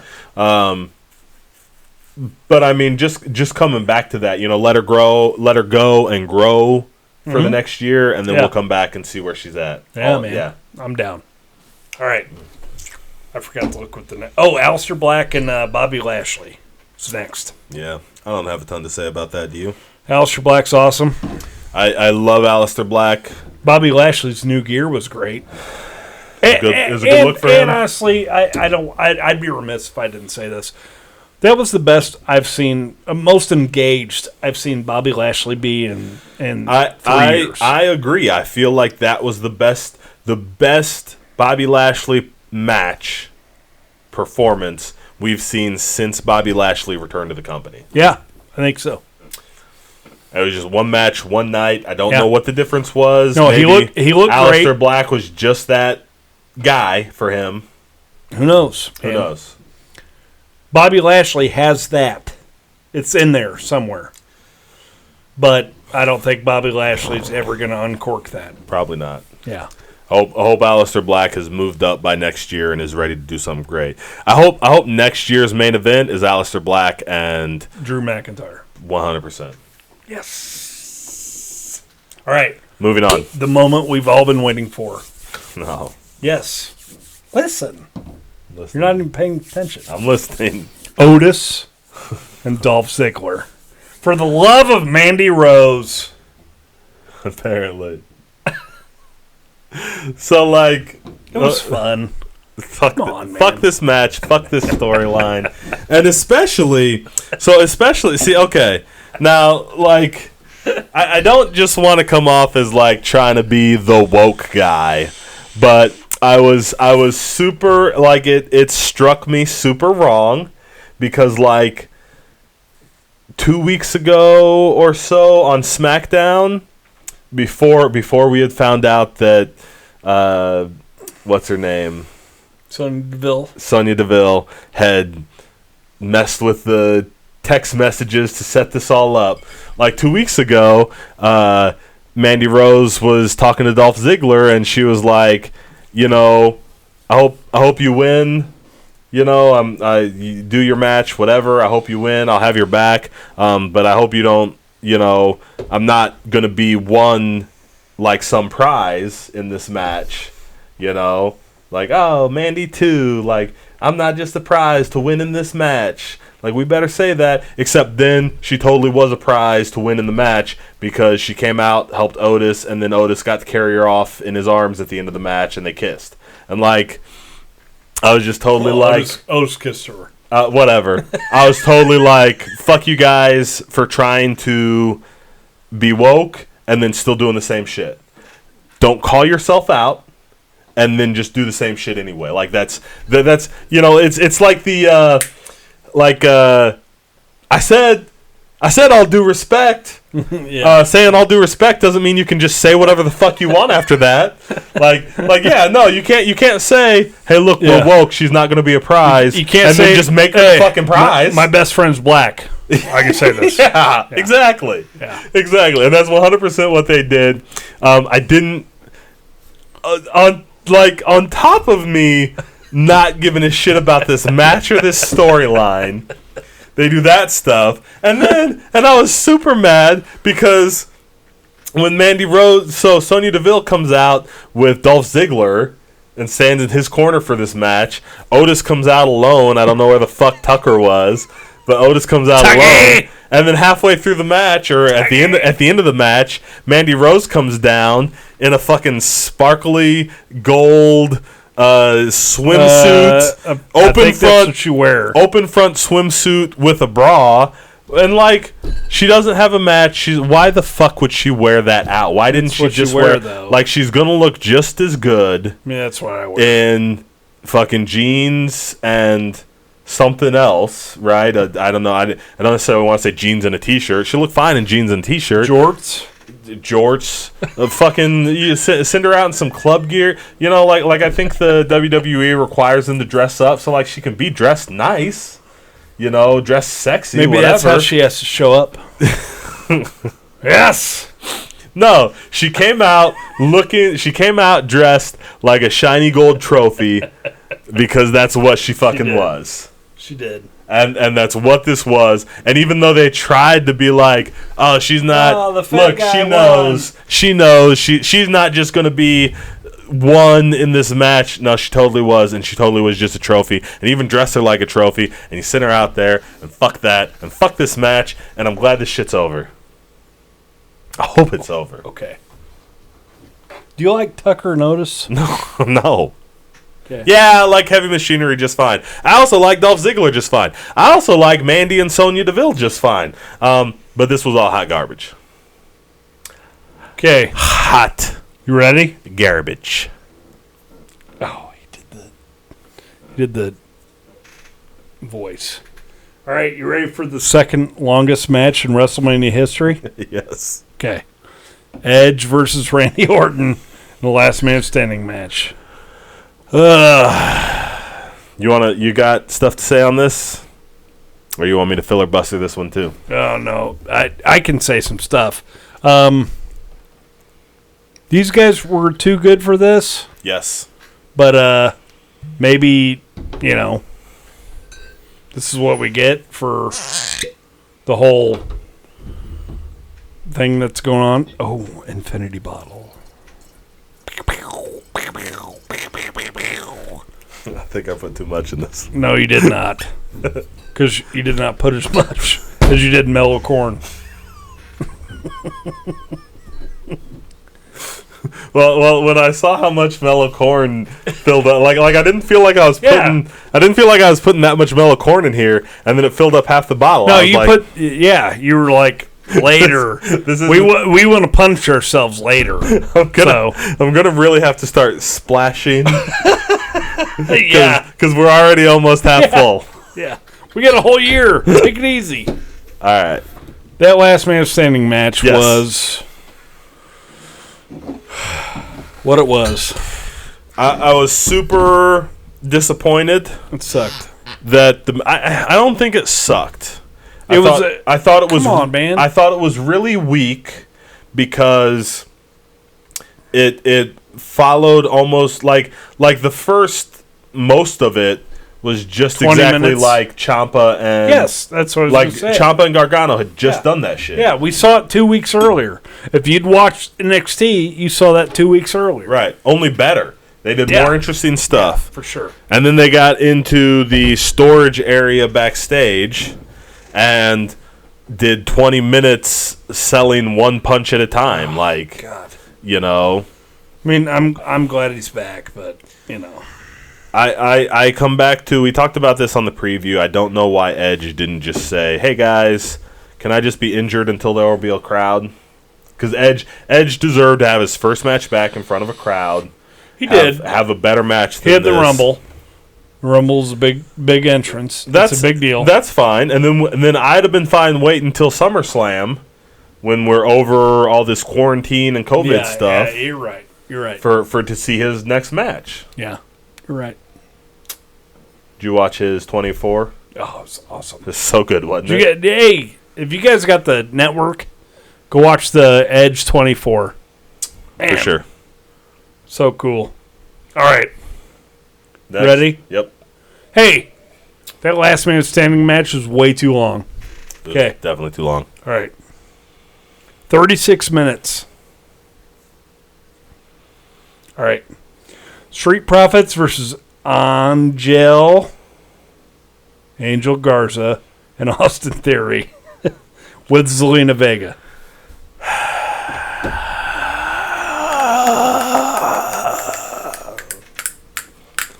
How'd you feel about it? I like the Street Profits. Hate the Street Him. Profits. He hates them because he's got reasons.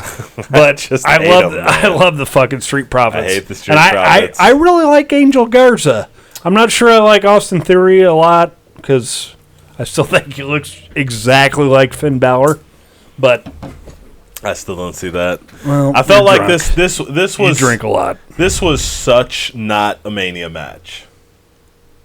I don't know why. No. I don't know why this match was on Mania. There's 4 matches on Mania that were not Mania matches. For sure.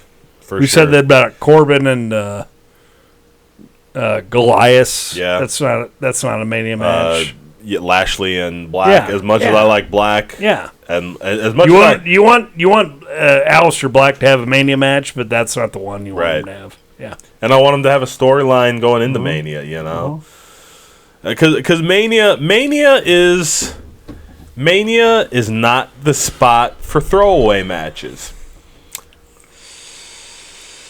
For whatever you can say, and I am not a Vince Russo fan. Okay, but the 2 Manias he was a part of, he was 15 and 16, 15 and 2000, right? There was a lot of people on those Manias. Those weren't the best Manias, but every match had a thing. Right? Yeah.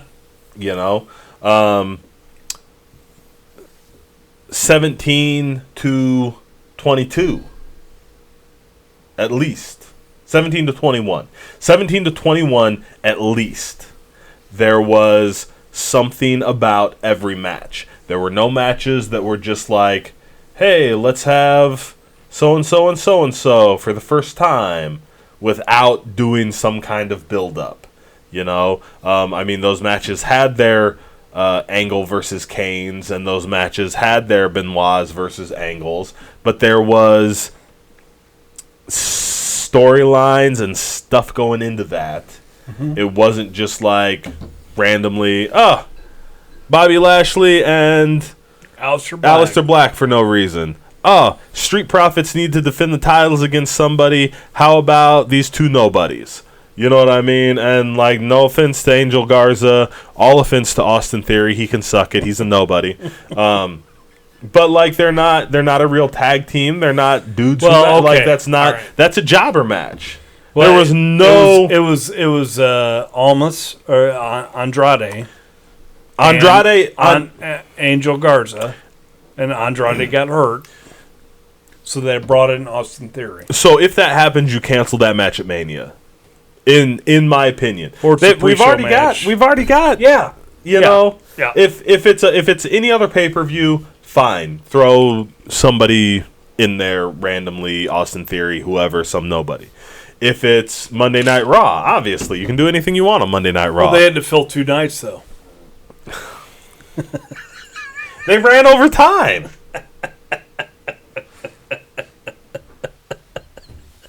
If you pull this, it was just too big for one night. If you pull this hot garbage match out of the second night of Mania, then oh man, they still finish after 10 o'clock. Because Edge and Randy Orton needed to fight for 40 minutes. It was just too big for one night. Then at the end of this match, the EST at NXT comes out and joins the Street Profits, and apparently she's married to one of them, you were telling me. Yeah. But I am not into Montez any Ford. of them. So I hope people like... I know that people like the Street Profits. I know that people like Bianca Belair. I don't begrudge them a career. I'm not saying they don't need to be. I don't like them. So... Excuse me, that's my thought. I'm trying not to. All right, awesome. Trying not to filibuster them. You did. All right. Fatal 5-way elimination match. WWE SmackDown Women's Championship. Dark Horse match. Dark Horse match. Surprise of the weekend. Yep, absolutely. Surprise of the weekend. Agreed. This match delivered on every level. Yep. This match made me care about Lacey Evans. Lacey Evans, thank you. I couldn't think of her name. Cheers. This match made me care about Lacey Evans for about 3 minutes. Snuka. Man, Tamina is one who... Good for Tamina. But she knows. Bless her heart. She knows, and we all know. Yeah. So, it was awesome. So, going into this, I thought it was going to be the Bayley Sasha hour, right? Fully expected that. And they made a star out of Lacey Evans. Yep. And a little bit out of Naomi. Not as much. Naomi's already a star. I don't think they made... Yeah, no, I understand that. I think they capitalized on her. I don't think they made... I feel like Naomi had a thing where you could have seen her winning this. Yeah, oh, for sure. You know? And I think that's a tribute to this match. For sure. I agree with that. Okay. I agree with that. So, but the star-making deal was... It was not the Bayley and Sasha show. They made Lacey a star in this match. I think they made Lacey a star for this match. I am still not going to say or think that they made Lacey like Lacey was a star for that one night. I don't necessarily know that I believe she'll be a star by Friday. Oh yeah, you know. Yeah. But they did what they were out there to do, right? For sure. Yeah. Above and beyond, even. Yeah. Above and beyond, even. Because I was behind her, and I'm not a Lacey Evans guy. Definitely not. But in this match, they did a good job of saying, this is where we're going, and this is the direction we're going and whatnot, and this is who we got to hitch our wagon to. Yep. For sure. What are we doing? All right. Final tasting before we move into the 2 final matches, right? I hope so. Final tasting for tonight for our WrestleMania Extravaganza. No, that was last week. This week is the review. Extravaganza. 4 Roses, bourbon, small batch Kentucky straight bourbon whiskey crafted from 4 select bourbons. So here's my thing. So 4 Roses is a bourbon that I've heard a lot about, but I have not tried it because, if I'm being honest, 4 Roses does not sound like masculine enough. When I'm drinking whiskey and bourbons, I know I'm fucking weird. But I've not picked up the 4 Roses because it's not because it's girly. Not because it's girly. Because don't hit me. The 4 Roses doesn't have the, when I'm buying bourbon, it's not Jeremiah Tweed's piss water. When I'm buying bourbon and there's like Jim Beam and Bullet and Larceny and 4 Roses. Okay. Larceny. Awesome. I can't wait. But I finally tried it, and this is not even just 4 Roses. This is 4 Roses small batch, so this is good stuff. Yeah.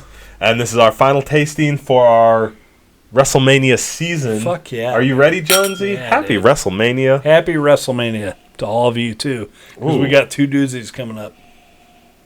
There's a lot of floral comes in on that. Like 4 Roses, it's flowery, don't you think? Yeah, for sure. But,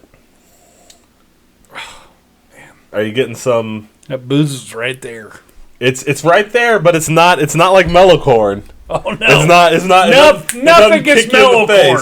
It doesn't Nothing kick you gets in the mellow face. corn. It doesn't kick you in the face. Mellow corn's going to win an award at the end of the season. For the hardest kick in the teeth. Yeah. Best grain alcohol.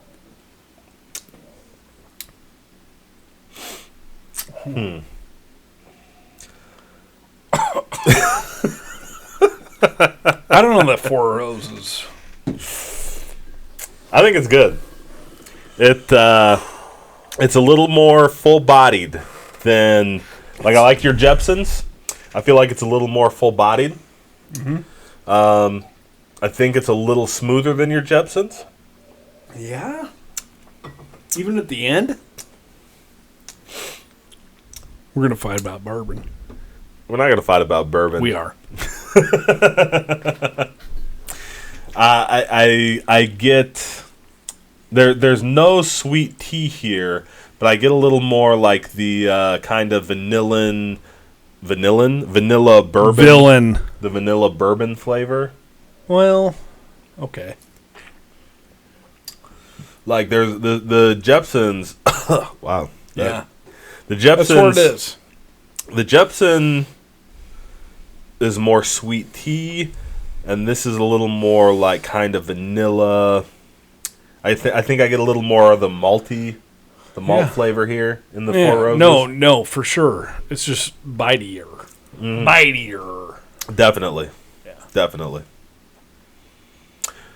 All right. You ready? Yep. What's next? Firefly Funhouse. All right. All right. How did you feel about the Firefly Funhouse? Well, I hated it. First time I watched it. Yeah. And I watched it again. Liked it a little more. Still wasn't sure Okay. why it was on WrestleMania. Watched it the third time, and You've watched the Firefly Funhouse 3 times? 3 times. Okay. I like acid. Or peyote. Yeah. Whichever. I'm not sure I'm a fan of it being on Mania. Okay. I really think it's a cool John Cena closeout, if you will. Okay. Like it's here's Cena's career. If that's what it is, yeah. Well, if it's not, then it sucks. But I don't think that. I don't think it sucks. But I see what you're saying. Honestly, I do. Kind of replay through his career. It's a John Cena film, quote unquote. And if he's not done, if he just comes back for Manias every now and again, yeah, it's going to be cool. If he comes back next year to just fight Bray Wyatt, fine. Yep. And that's cool. If he comes back just to be Hulk Hogan next year, Hulk Hogan. I'm done. I hate it. I hate it at that point. Okay. What an interesting thing for it's so for wrestling interesting. fans. I was so into it because I am a fan of horror movies. Love horror movies. I'm a horror fan. I am a big Nightmare on Elm Street guy, and this was such a Freddy's Nightmare dream sequence. You know, they went back and they kind of went through a bunch of levels of John Cena's career. They did some other stuff that kind of compared him to other wrestlers. I loved it. And then he, you know, like there was no point that there wasn't really a fight or anything, you know. He just took Bray Wyatt's finish and then he disappeared. Yeah. So I would be I was totally into it. And again, like the Boneyard match, I was into it pretty much right away. I also am interested to see where it goes. I highly doubt this will be the last time we see John Cena. No. Yeah. And I hope that I will be so disappointed if in a couple months we just get like John Cena on Monday Night Raw returns and he just comes out and is John Cena again. Yeah. If I was thinking right away, I hope that John Cena becomes one of the puppets in the Playhouse, and now there's like a John Cena Playhouse, and maybe for like SummerSlam or Survivor Series or Mania next year, somebody has to like rescue John from before he can come back, or even if they do a storyline where like the John Cena puppet has to escape, something like that. Like if you're gonna go, so if this is just a one-off thing, it'll always be remembered as that one time they did this really weird thing. If this becomes a thing and they follow it and do more with it, I will be all into it. Yeah, for sure. If Cena and Bray Wyatt wrestle next year, all in. Right. If Cena shows up, you can't see me, that whole deal. Hustle, loyalty, and respect. That whole thing. Yep. Just next year. Yeah. It sucks. Yep. For sure. This whole thing sucks. Before we move on to the main event. Was there a main event? I poured you another taste of the Four Roses. Okay. With some water. Because I splashed a little water into mine, and I feel like it brought it to life. I mean, it was good before. It's a bad idea. I feel like it smoothed off the edges, and you need to smell it. It brings out a little more of the caramels, a little more of the vanilla notes. It does. It smooths off that edge a little bit. It does. And I feel like it does the same thing for the taste. I needed to share that with you. because I just splashed a little water in here, and I was like, oh, this is completely different. Love it. What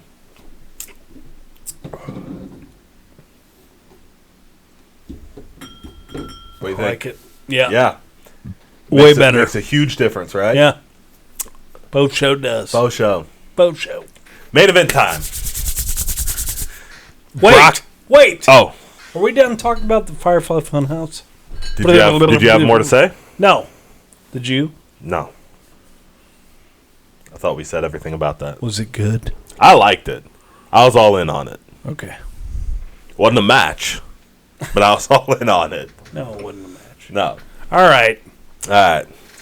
Go to the main event. Main event. Brock Lesnar versus Drew McIntyre. We've been waiting. We've been building. We've been looking forward to this. Forever. Or since Rumble.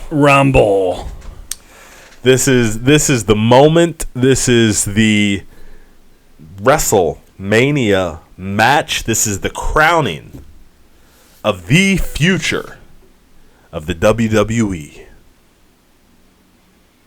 And it was just the same match that Goldberg and Braun Strowman had. Yeah. I was so disappointed in this match. This was 100%. Well, this was about 70% the match I expected them to have. I definitely expected them to spill outside, break the announcer's table, break the barricade, Suplex City, bitch. something. But there was one suplex. There was 4 F5s, and then there was 3 or 5 Claymore kicks, yeah. And then Drew McIntyre won. And I think this match would have gone over better in front of a crowd. Yeah.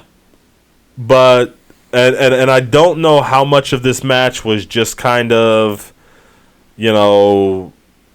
Brock kind of being like, there's no crowd here. Let's just get this done as quick as possible.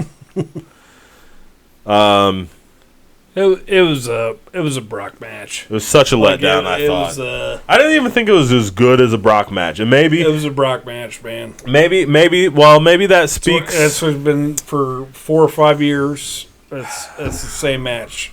You're not wrong, except that I don't know if it was so okay. You don't want it to be that star-making match for that guy. Well, right? let me ask it this way: is it because I agree that this is the Brock match we've gotten for the last few years, right?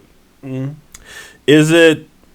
Do I have a worse opinion of this match because there was no crowd, or because Braun Strowman and Goldberg did the exact same match? I don't know. I honestly don't know. I'd say if this match was night 1, yeah, and Goldberg and Braun were night 2, yep, you'd have the same opinion. I think so. I was so let down by this match. Well, yeah, and I've liked the Goldberg matches. It's not because it's the Goldberg match.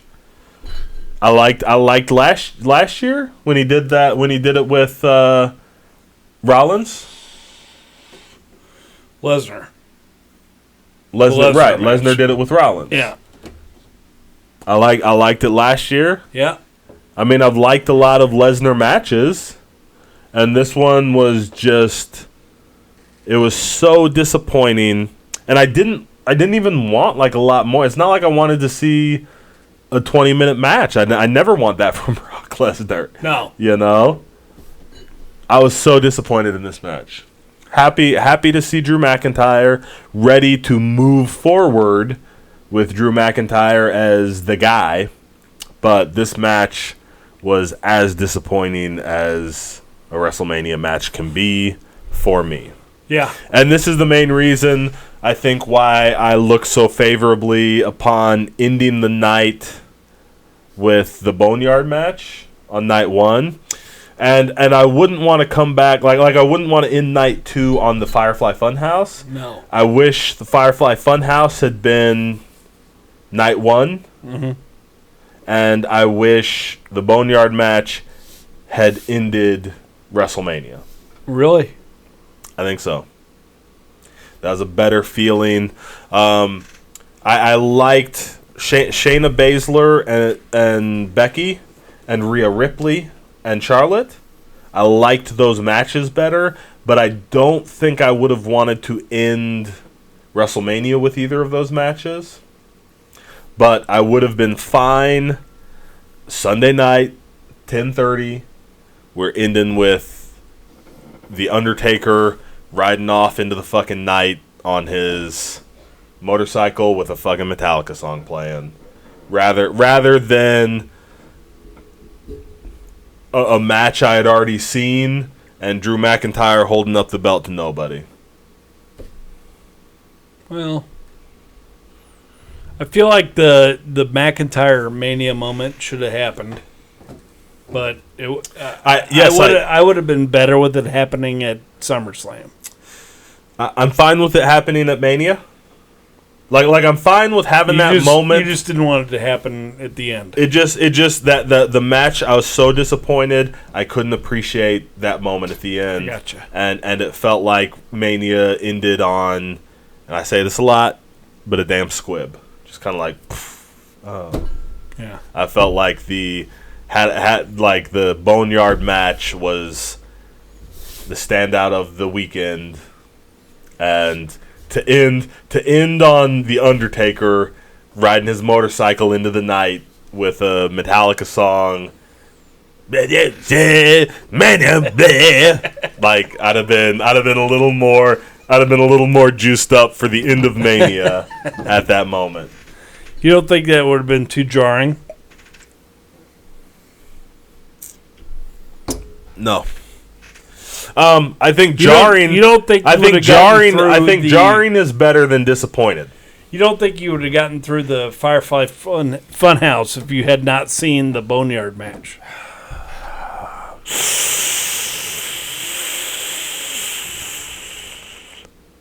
I don't know. Cause one, I liked the Firefly Funhouse for being the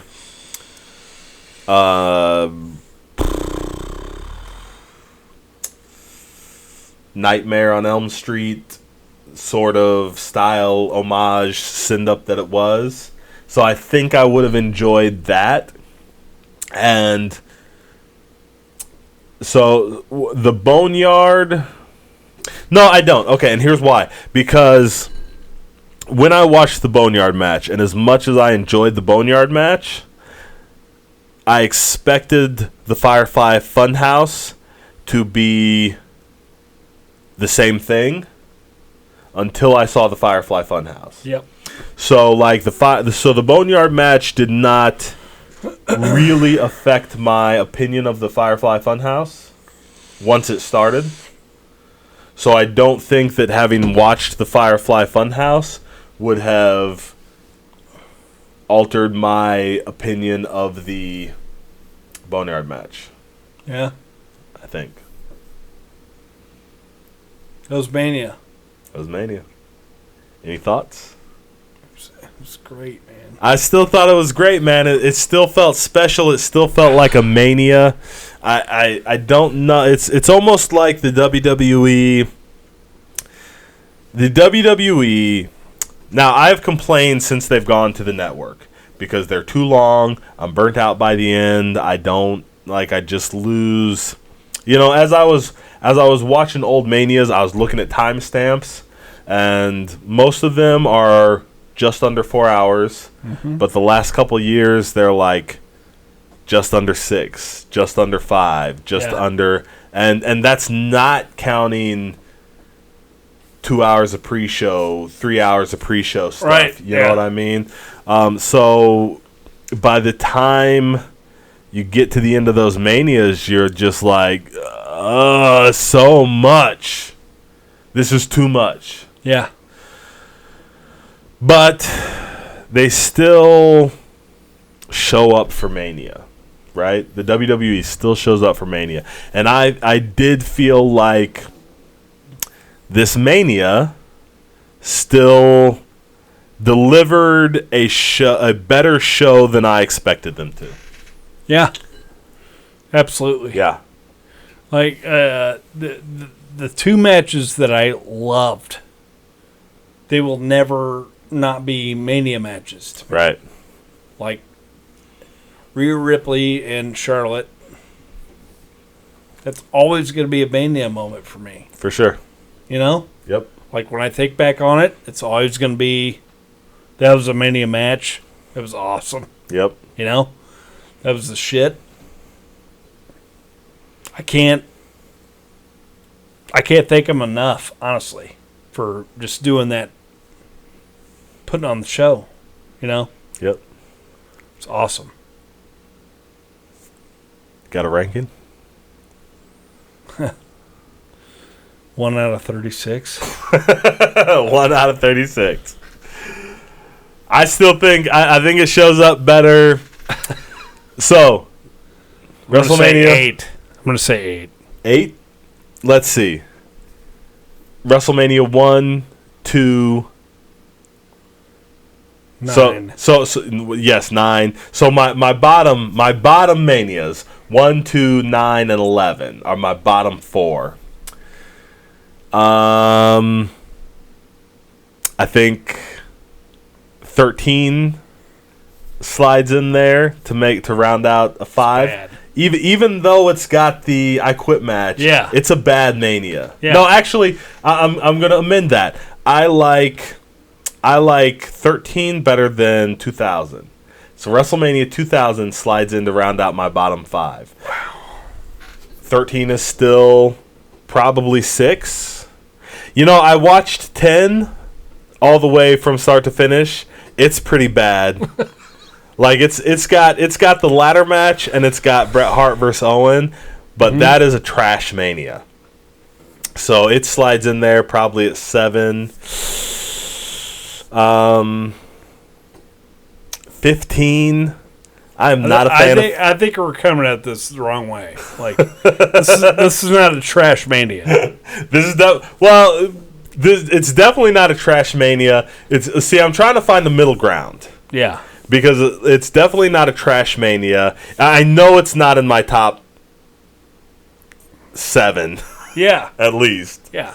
Right? Mine neither. So 17, 18, 19, 20, and 21 are my top 5. And 26 is going to make it into my top 6. And You go watch 31. I need to go watch 31. It's awesome. You've got high things to say about 31. 30's great too. But I know 36 is not coming at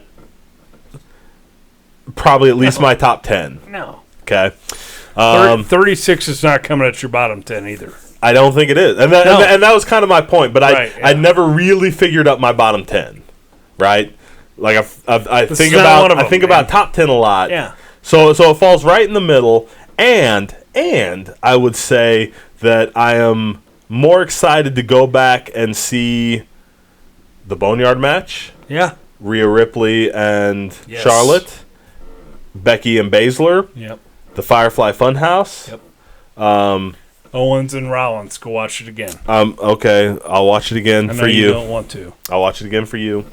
But you know, like there's several matches and segments on this Mania that I am more juiced to go back and watch than I have felt since they've gone to the network.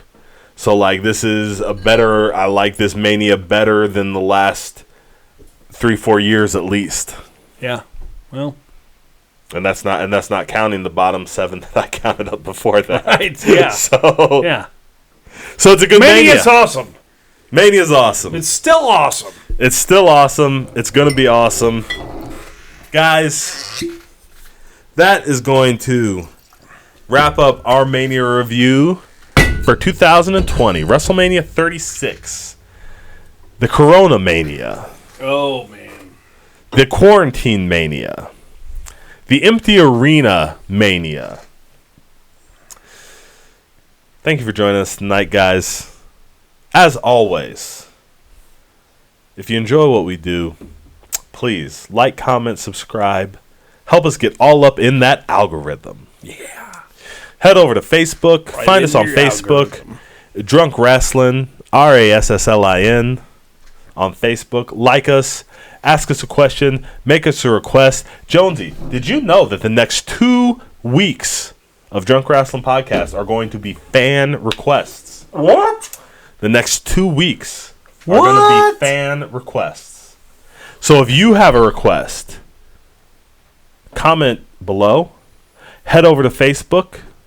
Leave us a like. Leave us a comment. Send us a message for your request, and we will watch it right here on the podcast. You can find us on all your podcasting, Podbean, Google Play, Spotify, whatever your favorite podcasting app. We should be there. If we're not, head over to Facebook, send us a message, let us know we're not on your favorite podcasting app, and we'll get there. Guys, thank you so much for joining us tonight. DrunkWrestling.com. DrunkWrestling.com, our website. Head over and check it out there. You do the website. What's new on the website? Oh, we just post our deals on there. Oh, we just post our deals on there. Are you gonna soon? We're gonna blog. Get blog capabilities. Yeah. Oh yeah. Soon. Coming soon. Until then, guys, thank you so much for joining us. Remember, always drink responsibly, and we'll see you next week. Cha-ching.